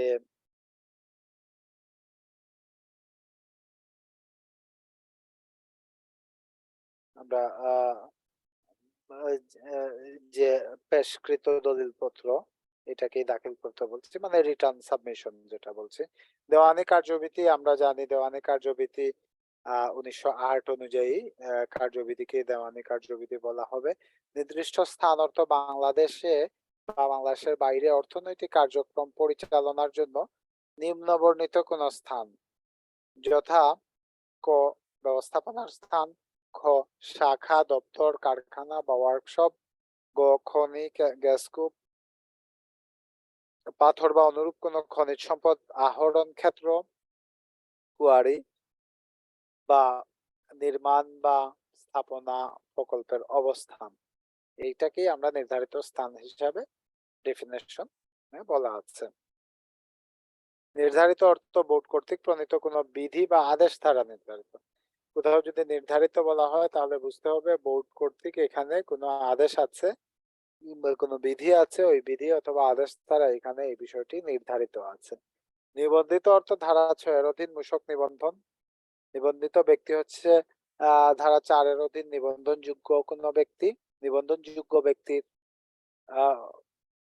হচ্ছেন ধারা 4 এর অধীনে নিবন্ধনযোগ্য ব্যক্তি, আর নিবন্ধিত ব্যক্তি হচ্ছেন ধারা 6 এর অধীনে নিবন্ধিত কোনো ব্যক্তি। আমরা ধারা 4, 6 এগুলো আলোচনা করেছি।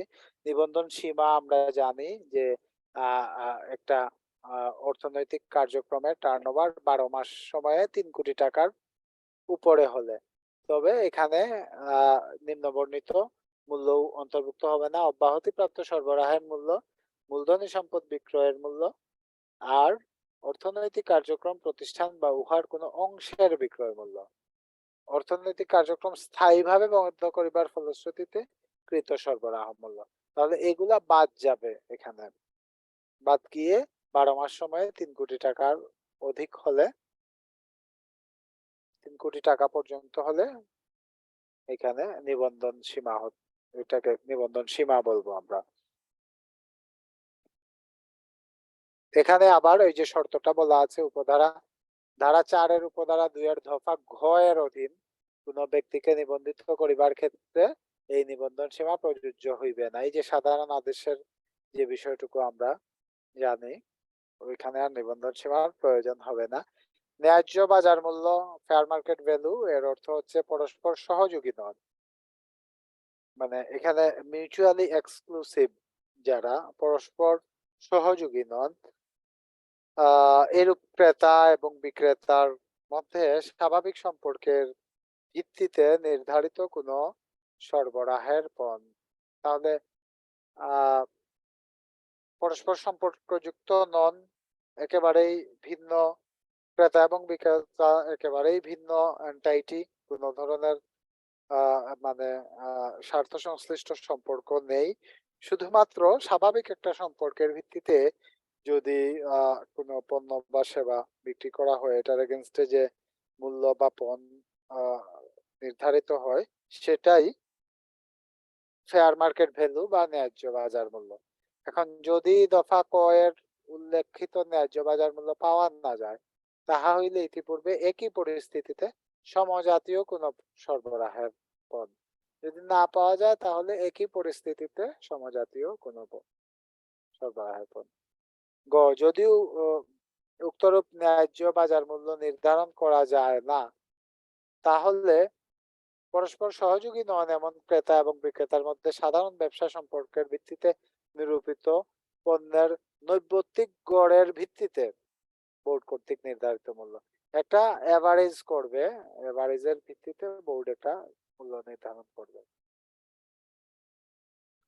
উপধারা 59 বলা আছে, পণ অর্থ কোন সরবরাহের বিপরীতে প্রত্যক্ষ বা পরোক্ষ ভাবে প্রদত্ত বা প্রদেয় অর্থ বা নগদ অর্থের পরিবর্তে প্রদত্ত বা প্রদেয় দ্রব্যের ন্যায্য বাজার মূল্য, এটাই পণ বলা আছে এখানে।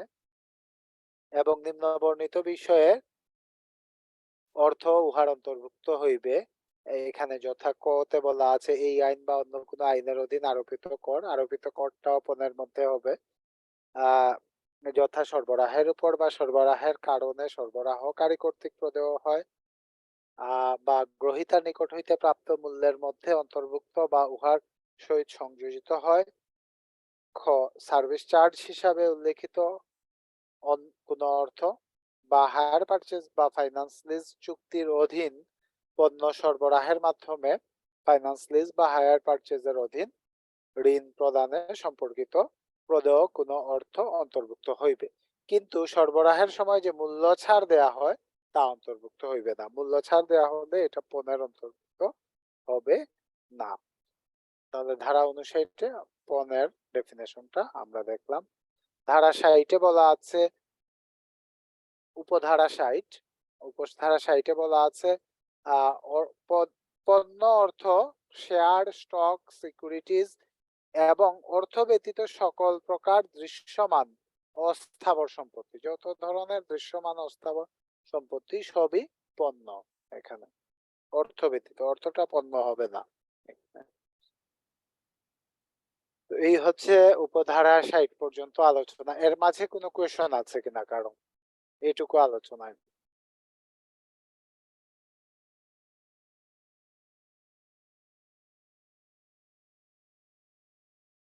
আমরা সংজ্ঞাগুলা দেখছি। মূলত এখানে কিছু কিছু বিষয়ে একটু বিস্তারিত আলোচনার প্রয়োজনীয়তা আছে, আর কিছু কিছু বিষয় একবার পড়ে গেলেই মোটামুটি বোঝা যায়। তো এখানে উপধারা 61-তে বলা আছে পণ্য সরবরাহ। পণ্য সরবরাহের সংজ্ঞা এখানে পণ্য সরবরাহ অর্থ পণ্যের বিক্রয়, বিনিময় বা অন্যবিধ বিক্রয়ের মাধ্যমে পণ্যের অধিকার হস্তান্তর বা লিজ, ভাড়া, কিস্তি, হায়ার পারচেজ বা অন্য কোনো ভাবে পণ্য ব্যবহারের অধিকার প্রদান এবং ফাইন্যান্স লিজের আওতায় পণ্য বিক্রয় ও উহার অন্তর্ভুক্ত হইবে। প্রচ্ছন্ন রপ্তানি অর্থ নিম্নবর্ণিত এক বা একাধিক সরবরাহ অন্তর্ভুক্ত হইবে, যথা ক বাংলাদেশের বাইরে ভোগের জন্য অভিপ্রেত কোনো পণ্য বা সেবা নির্ধারিত পদ্ধতিতে বৈদেশিক মুদ্রায় বিনিময়ে নির্ধারিত পদ্ধতিতে সরবরাহ। প্রচ্ছন্ন রপ্তানি বাংলাদেশের বাইরে ভোগের জন্য অভিপ্রেত কোনো পণ্য বা সেবা নির্ধারিত পদ্ধতিতে বৈদেশিক মুদ্রার বিনিময়ে সরবরাহ। কোন আন্তর্জাতিক দরপত্রের মাধ্যমে বৈদেশিক মুদ্রার বিনিময়ে বাংলাদেশের অভ্যন্তরে কোন পণ্য বা সেবার সরবরাহ। আন্তর্জাতিক দরপত্রের মাধ্যমে যদি এটা হয়ে থাকে বাংলাদেশের অভ্যন্তরে, তাহলেও বৈদেশিক মুদ্রার বিনিময়ে হলে এটাও প্রচ্ছন্ন রপ্তানি হিসাবে গণ্য হবে। বা স্থানীয় ঋণপত্রের বিপরীতে বৈদেশিক মুদ্রার বিনিময়ে বাংলাদেশের অভ্যন্তরে কোনো পণ্য বা সেবা সরবরাহ। স্থানীয় ঋণপত্রের বিনিময়ে যদি বৈদেশিক মুদ্রার বিনিময়ে হয়, তাহলে এটা প্রচ্ছন্ন রপ্তানি হবে।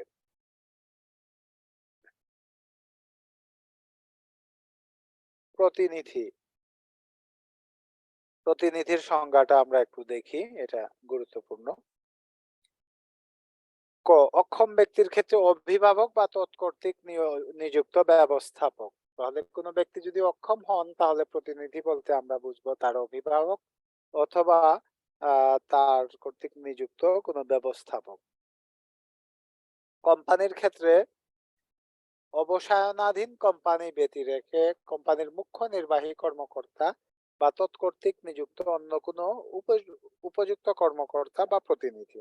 কোম্পানির ক্ষেত্রে হচ্ছেন প্রতিনিধি, কোম্পানির সিইও যিনি আছেন তিনি।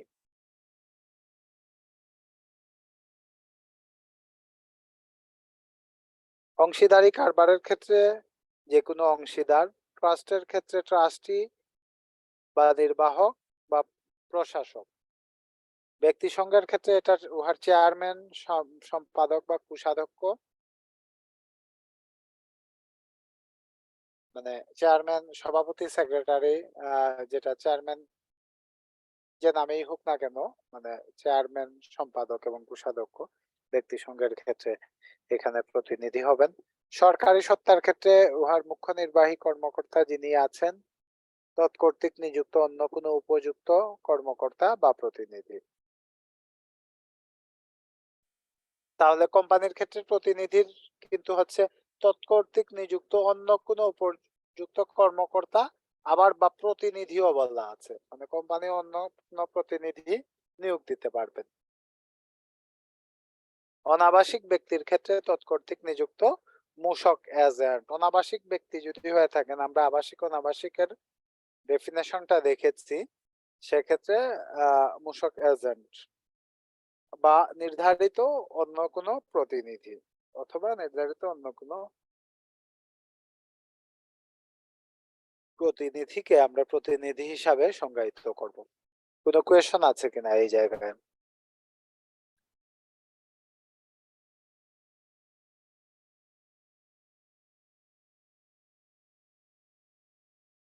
না থাকলে আমরা পরের উপধারা 64-তে এসে দেখবো নিট প্রদেয় প্রদেয় নিট করের সংজ্ঞা। প্রদেয় নিট কর অর্থ কোনো মেয়াদে ধারা 45-এর অধীন নিরূপিত কর। আমরা জানি যে কর কিভাবে নিরূপণ করতে হয়, আমরা একটা ইকুয়েশন দেখেছিলাম ভ্যাট ক্যালকুলেশনের জন্য আগে আলোচনায়। তো ওই এর মাধ্যমে নিরূপিত করটাকে প্রদেয় নিট কর হিসাবে আমরা বলবো।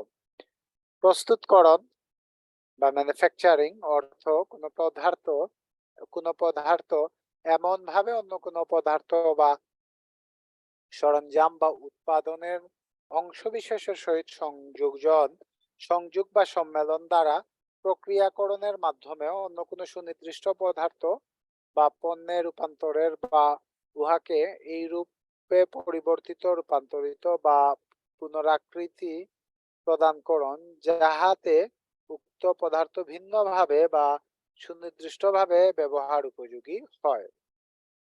তাহলে এটাকে ম্যানুফ্যাকচারিং বলছে। সাধারণভাবে ম্যানুফ্যাকচারিং এর যে ডেফিনেশন আমরা জানি ওইভাবেই ডেফিনেশন। খতে বলা আছে পণ্যের প্রস্তুতি সম্পন্ন করিবার জন্য কোনো আনুষঙ্গিক বা সহায়ক প্রক্রিয়া প্রস্তুতি সম্পন্ন করার জন্য যে রিলেটেড যে প্রক্রিয়াটুকু আছে তাকেও আমরা সহায়ক প্রক্রিয়াকেও আমরা এখানে প্রস্তুতকরণ হিসাবে বলবো। মুদ্রণ, প্রকাশনা, শিলালিপি বা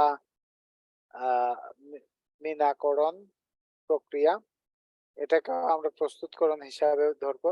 সংযোজন, মিশ্রণ, পরিশুদ্ধকরণ, কর্তন, তরলীকরণ, দ্রুতজাতকরণ, মোড়কজাতকরণ বা মোড়কবদ্ধকরণ বা মধ্যবর্তী বা অসমাপ্ত প্রক্রিয়া সহ পণ্য উৎপাদন বা তৈরিতে গৃহীত সকল প্রক্রিয়া। এই হচ্ছে প্রস্তুতকরণ বা ম্যানুফ্যাকচারিং এর ডেফিনেশন এই আইনের অধীনে যে ডেফিনেশনটা আছে।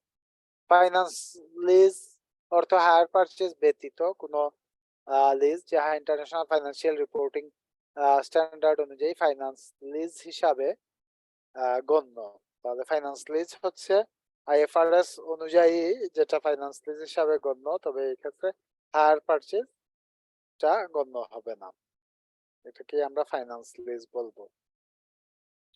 ফৌজদারি কার্যবিধি আমরা দেখেছি। ফৌজদারি কার্যবিধি 1898 অনুযায়ী যে বিধি আছে এটাই ফৌজদারি কার্যবিধি। বকেয়া কর হচ্ছে ধারা 95 উল্লেখিত বকেয়া কর। ধারা 95 আমরা বকেয়া করের বিষয়ে আলোচনা করেছিলাম। আর উপধারা 59 বিধি অর্থ বোর্ড কর্তৃক প্রণীত কোনো বিধি। বিল অফ এন্ট্রি আমরা জানি কাস্টমস আইনে যেভাবে বিল অফ এন্ট্রিকে সংজ্ঞায়িত করা হয়েছে এখানেও বিল অফ এন্ট্রির সংজ্ঞা একই। বৃদ্ধিকারী সমন্বয় অর্থ নিম্ন বর্ণিত কোনো বৃদ্ধিকারী সমন্বয়। আমরা আগে হ্রাসকারী সমন্বয় দেখেছিলাম এবং বৃদ্ধিকারী সমন্বয় সম্পর্কেও আমরা আলোচনা করেছি। উৎসে কর্তৃত করের বৃদ্ধিকারী সমন্বয়, উৎসে কর্তৃত যে করটা এটা আবার বৃদ্ধিকারী সমন্বয়। বাৎসরিক পুনঃহিসাব প্রণয়নের ফলে বৃদ্ধিকারী সমন্বয়। বছর শেষে একটা ক্যালকুলেশন করে যে সমন্বয়টা করা হয় পুনঃহিসাব প্রণয়নের ফলে সেটাকে বৃদ্ধিকারী সমন্বয় বলছি। ব্যাংকিং চ্যানেলে অর্থ পরিশোধ না করিবার ফলে বৃদ্ধিকারী সমন্বয়। আমরা দেখেছি যে ব্যাংকিং চ্যানেলে অর্থ পরিশোধ এখানে বাধ্যতামূলক, না হলে এখানে ভ্যাট পেয়েবল বাড়তে পারে, এটা বৃদ্ধিকারী সমন্বয় এখানে বলা আছে। ঘতে বলা আছে ব্যক্তিগত উদ্দেশ্যে ব্যবহৃত প্রাইভেট ইউজ পণ্যের ক্ষেত্রে বৃদ্ধিকারী সমন্বয়। ব্যক্তিগত উদ্দেশ্যে ব্যবহৃত প্রাইভেট ইউজ পণ্যের ক্ষেত্রে বৃদ্ধিকারী সমন্বয়। নিবন্ধিত ব্যক্তিগত উদ্দেশ্যে যদি কিছু ব্যবহার করা হয় এটার জন্য একটা বৃদ্ধিকারী সমন্বয়। নিবন্ধিত হওয়ার পর বৃদ্ধিকারী সমন্বয়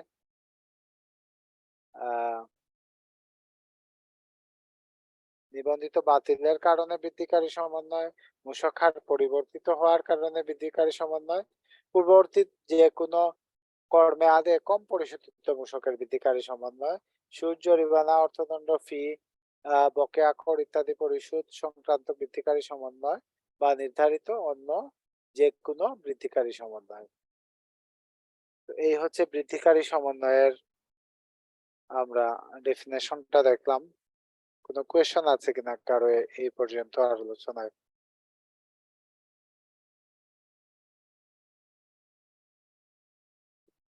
তাহলে আমরা পরের বিষয়ে যাচ্ছি। উপধারা ৭২ বৃহৎ করদাতা ইউনিট আমরা জানি ধারা ৭৩(৩)-এর অধীনে বৃহৎ করদাতা ইউনিট গঠিত হয়। বোর্ড হচ্ছে জাতীয় রাজস্ব বোর্ড। এটা জাতীয় রাজস্ব বোর্ড আদেশ আছে ১৯৭২ রাষ্ট্রপতির আদেশ অনুযায়ী এই আদেশ দ্বারা গঠিত বোর্ড। ব্যক্তি অর্থ কোন স্বাভাবিক ব্যক্তি এবং নিম্ন বর্ণিত সত্তাও উহার অন্তর্ভুক্ত হইবে, যথা কোন কোম্পানি, কোন ব্যক্তি সংঘ, কোন সরকারি সত্তা, কোন বৈদেশিক সরকার বা তৎকর্তৃক নির্ধারিত কোন বিভাগ বা নিযুক্ত কর্মকর্তা। তাহলে ব্যক্তির সংজ্ঞাটাও এখানে দেয়া আছে, আমরা দেখলাম। কোনো কোয়েশ্চেন আছে কিনা এটুকু আলোচনায়? এখানে ব্যক্তির সংজ্ঞায় কোনো আন্তঃদেশীয় আন্তর্জাতিক সংগঠনও আছে। সম্পত্তি উন্নয়নে যৌথ উদ্যোগ বা কোনো উদ্যোগ বা অন্যান্য ব্যবসা প্রতিষ্ঠান, এগুলাও ব্যক্তির মধ্যে পড়বে। ব্যক্তি সংঘ আমরা জানি অংশীদারি কারবার ট্রাস্ট বা অনুরূপ কোনো ব্যক্তি সংঘ, যিনি ব্যক্তি সংঘ অর্থ অংশীদারি কারবার ট্রাস্ট বা অনুরূপ কোনো ব্যক্তি সংঘ, কিন্তু কোনো কোম্পানি বা অনিগমিত যৌথ মূলধনী কারবার উহার অন্তর্ভুক্ত হইবে না। তাহলে অংশীদারি কারবার ট্রাস্ট বা অনুরূপ যে কোনো ব্যক্তি সংঘ হতে পারে, তবে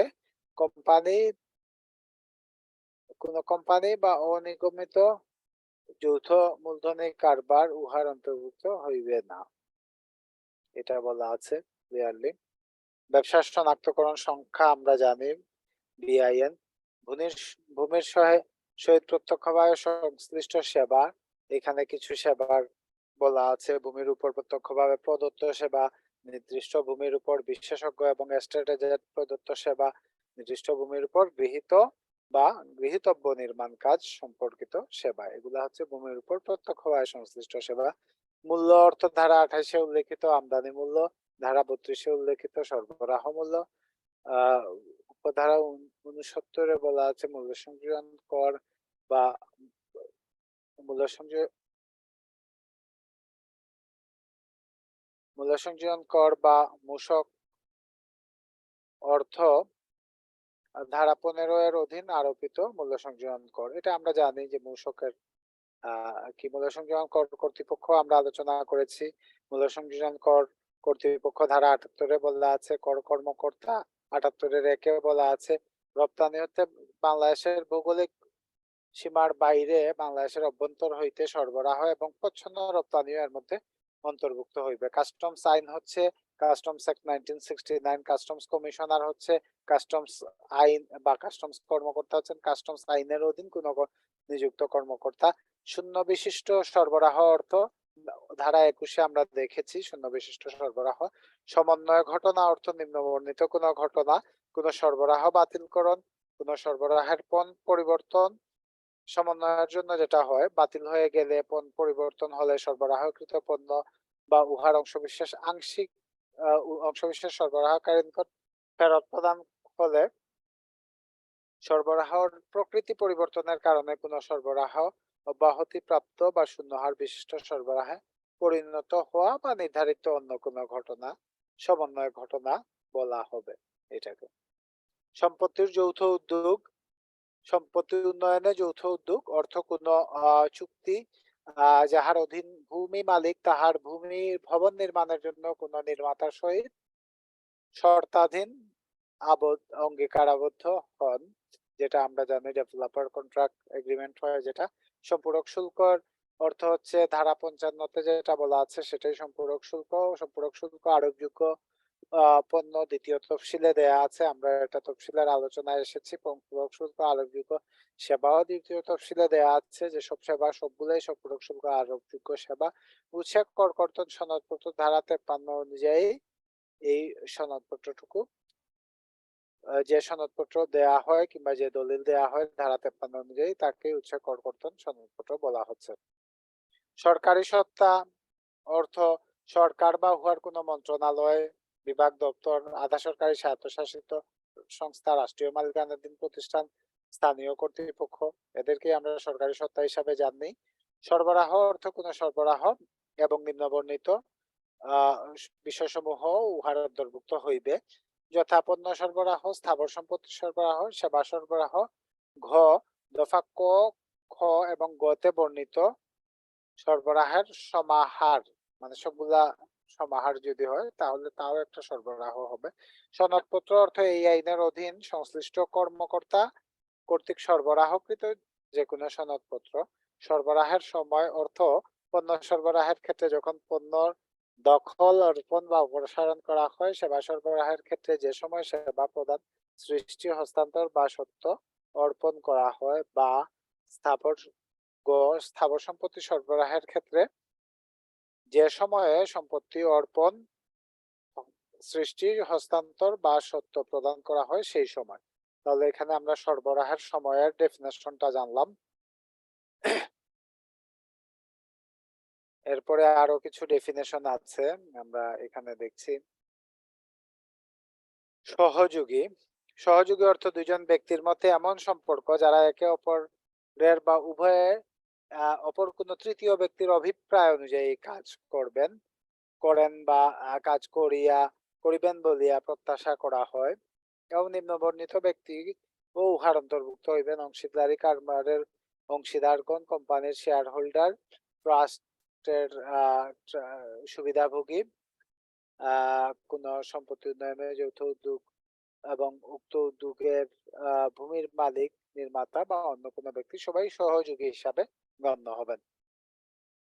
মতে বলা আছে মতে প্রতিনিধি, মূসক এজেন্ট, পরিবেশক, লাইসেন্সি বা অনুরূপ সম্পর্কযুক্ত ব্যক্তি, তবে শর্ত থাকে যে চাকুরির সম্পর্কযুক্ত ব্যক্তিবর্গ উহার অন্তর্ভুক্ত হইবে না। চাকুরির সাথে সম্পর্কিত হইলে সে সহযোগী হিসাবে অন্তর্ভুক্ত হবে না, বাদ বাকি যা বলা আছে সবাই সহযোগী হিসাবে এখানে সংজ্ঞায়িত হবে।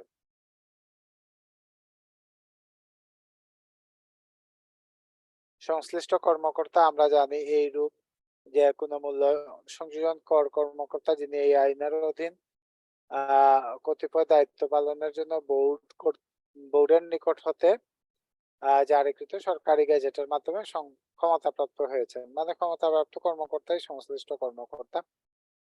সেকেন্ড হ্যান্ড পণ্য, এখানে বলা আছে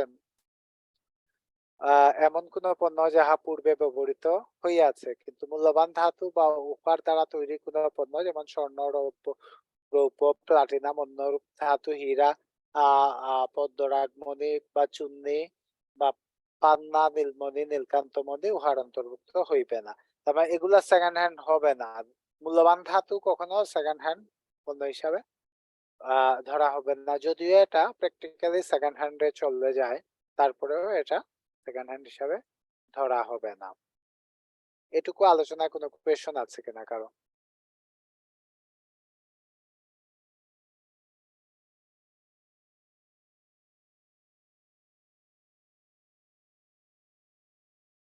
উপধারা 99 এ বলা আছে সেবা অর্থ যে কোনো সেবা, তবে পণ্য, স্থাবর সম্পত্তি এবং অর্থ বা মানি উহার অন্তর্ভুক্ত হইবে না। এখানে সেবার সংখ্যাটুকু বলা আছে। সেবা সরবরাহ অর্থ এমন সরবরাহ যাহা পণ্য, অর্থ বা স্থাবর সম্পত্তি সরবরাহ নহে, তবে সামগ্রিকতা ক্ষুণ্ণ না করিয়া নিম্নবর্ণিত বিষয়সমূহ উহার অন্তর্ভুক্ত হইবে, যথা অধিকার প্রদান, গ্রান্ট হস্তান্তর বা অ্যাসাইনমেন্ট, সমাপ্তি বা টার্মিনেশন, বা কোনো অধিকার সমর্পণ করা, এটাও সেবা সরবরাহ হবে। কোনো সুযোগ সুবিধা বা উপকার গ্রহণের ব্যবস্থা করুন, এটাও সেবা সরবরাহ হিসাবে গণ্য হবে। কোনো কার্য করা বা কোনো অবস্থা বা কোনো কার্যক্রম গ্রহণ করা হইতে বিরত থাকা বা মানিয়া লইয়া লোয়ার জন্য চুক্তি এবং লাইসেন্স, পারমিট, সনদপত্র, বিশেষ সুবিধা, অনুমতিপত্র বা অনুরূপ অধিকার জারিকরণ সংক্রান্ত জারিকরণ, হস্তান্তর বা সমর্পণ, এই সবগুলাই এখানে আমরা সেবা সরবরাহের মধ্যে অন্তর্ভুক্ত হবে।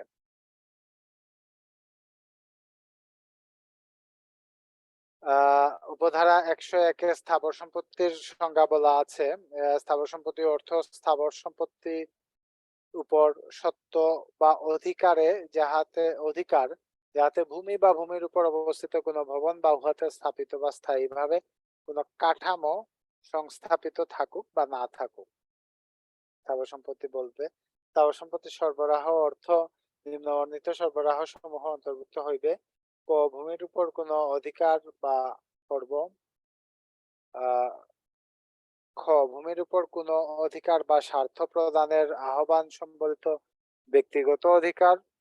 গ, আবাসন সরবরাহ সহ ভূমিতে অধিষ্ঠান অকুপাই করা, এই সবগুলাই স্থাবর সম্পত্তি সরবরাহের মধ্যে পড়বে। এগুলার নিমিত্তে লাইসেন্স প্রদান বা ভূমিতে গ্রহণযোগ্য কোনো চুক্তিতে অধিকার, এটাও আসছে এখানে। ঘতে বলা আছে দফা ক, খ, গতে বর্ণিত কোনো বিষয় অর্জনের অধিকার বা ভবিষ্যতে উক্ত অধিকার প্রয়োগের অভিপ্রায়, এটাও এখানে স্থাবর সম্পত্তি সরবরাহের মধ্যে পড়ছে। উপধারা 103 হ্রাসকারী সমন্বয়, আমরা আগে দেখেছি হ্রাসকারী সমন্বয় অর্থ নিম্নবর্ণিত কোন হ্রাসকারী সমন্বয় যথা আগাম কর হিসাবে পরিশোধিত অর্থের হ্রাসকারী সমন্বয়, বাৎসরিক হিসাব প্রণয়ন বা নিরীক্ষার ফলে প্রযোজ্য হ্রাসকারী সমন্বয়।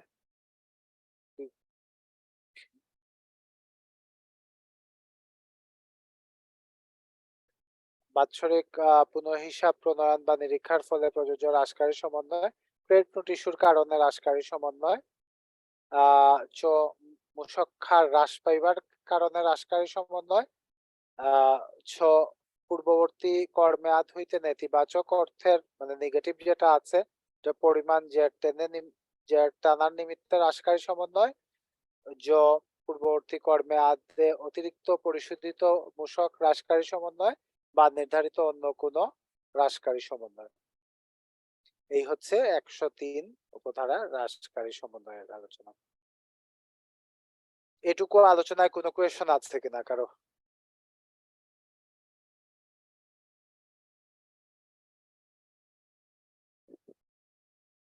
আমরা সংজ্ঞাগুলা পড়লাম আইনের প্রথম অধ্যায়ের যে প্রারম্ভিক বা ইন্ট্রোডাকশনে যে ডেফিনেশন গুলা বলা আছে এই আইনের অধীনে কিছু কিছু বিষয় একটু বিস্তারিত ব্যাখ্যার অবকাশ রাখে, আর বাদ বাকি কিছু অংশ আছে এখানে আইনের সাথে একেবারেই রিলেটেড, আইনের ধারার সাথে, যেগুলো আমরা পড়ে নিয়েছি। আর কিছু কিছু বিষয়ে একটু বিস্তারিত ব্যাখ্যা বলা আছে এখানে। তো ওই বিস্তারিত ব্যাখ্যা যেগুলার বলা আছে এগুলাই একটু দেখার মতো, কিংবা এই আইনের অধীনে এর সংজ্ঞাটি কি হবে এই বিষয়ে জ্ঞান রাখা, এটুকুই এখানে প্রযোজ্য মূলত।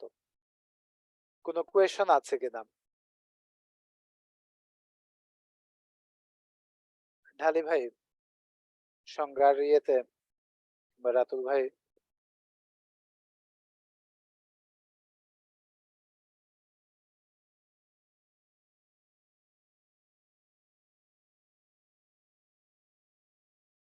ডেফিনেশনের অংশটুকু সংজ্ঞার অংশটুকু আমাদের বাকি ছিল আলোচনায়।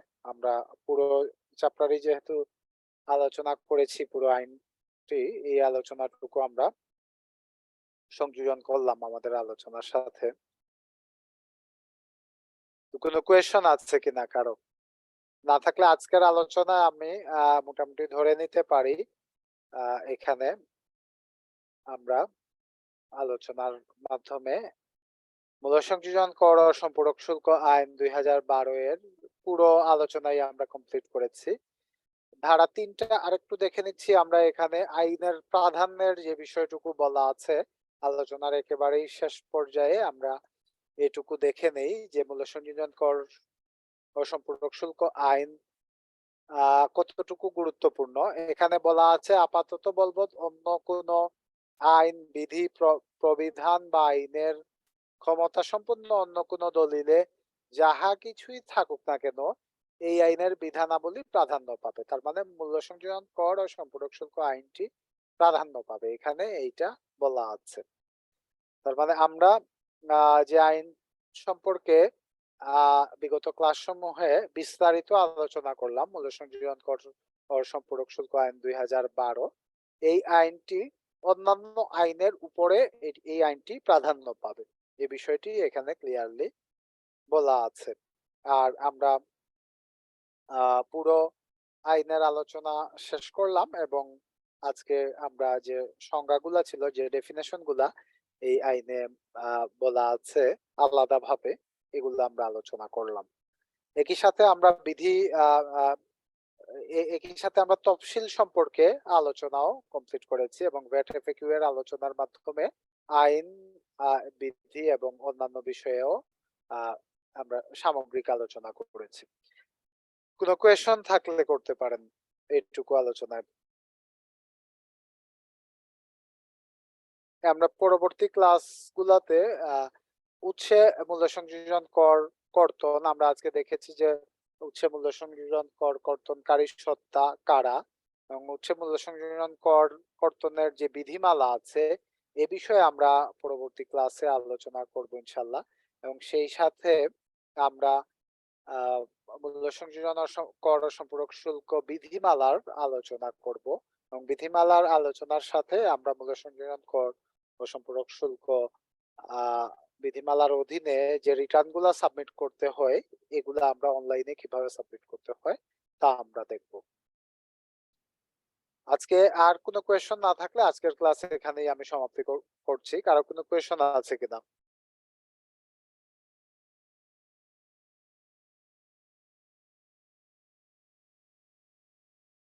আমার মনে হয় কোনো কোয়েশন নেই।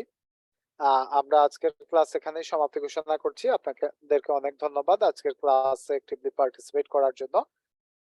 আগামী ক্লাসে আমরা আমাদের আলোচনা মূল্য সংযোজন কর ও সম্পূরক শুল্ক বিধিমালাগুলা সম্পর্কে কন্টিনিউ করবো ইনশাআল্লাহ। আজকের ক্লাস এখানে সমাপ্তি ঘোষণা করছি। আসসালামু আলাইকুম ওয়া রাহমাতুল্লাহি ওয়া বারাকাতুহু।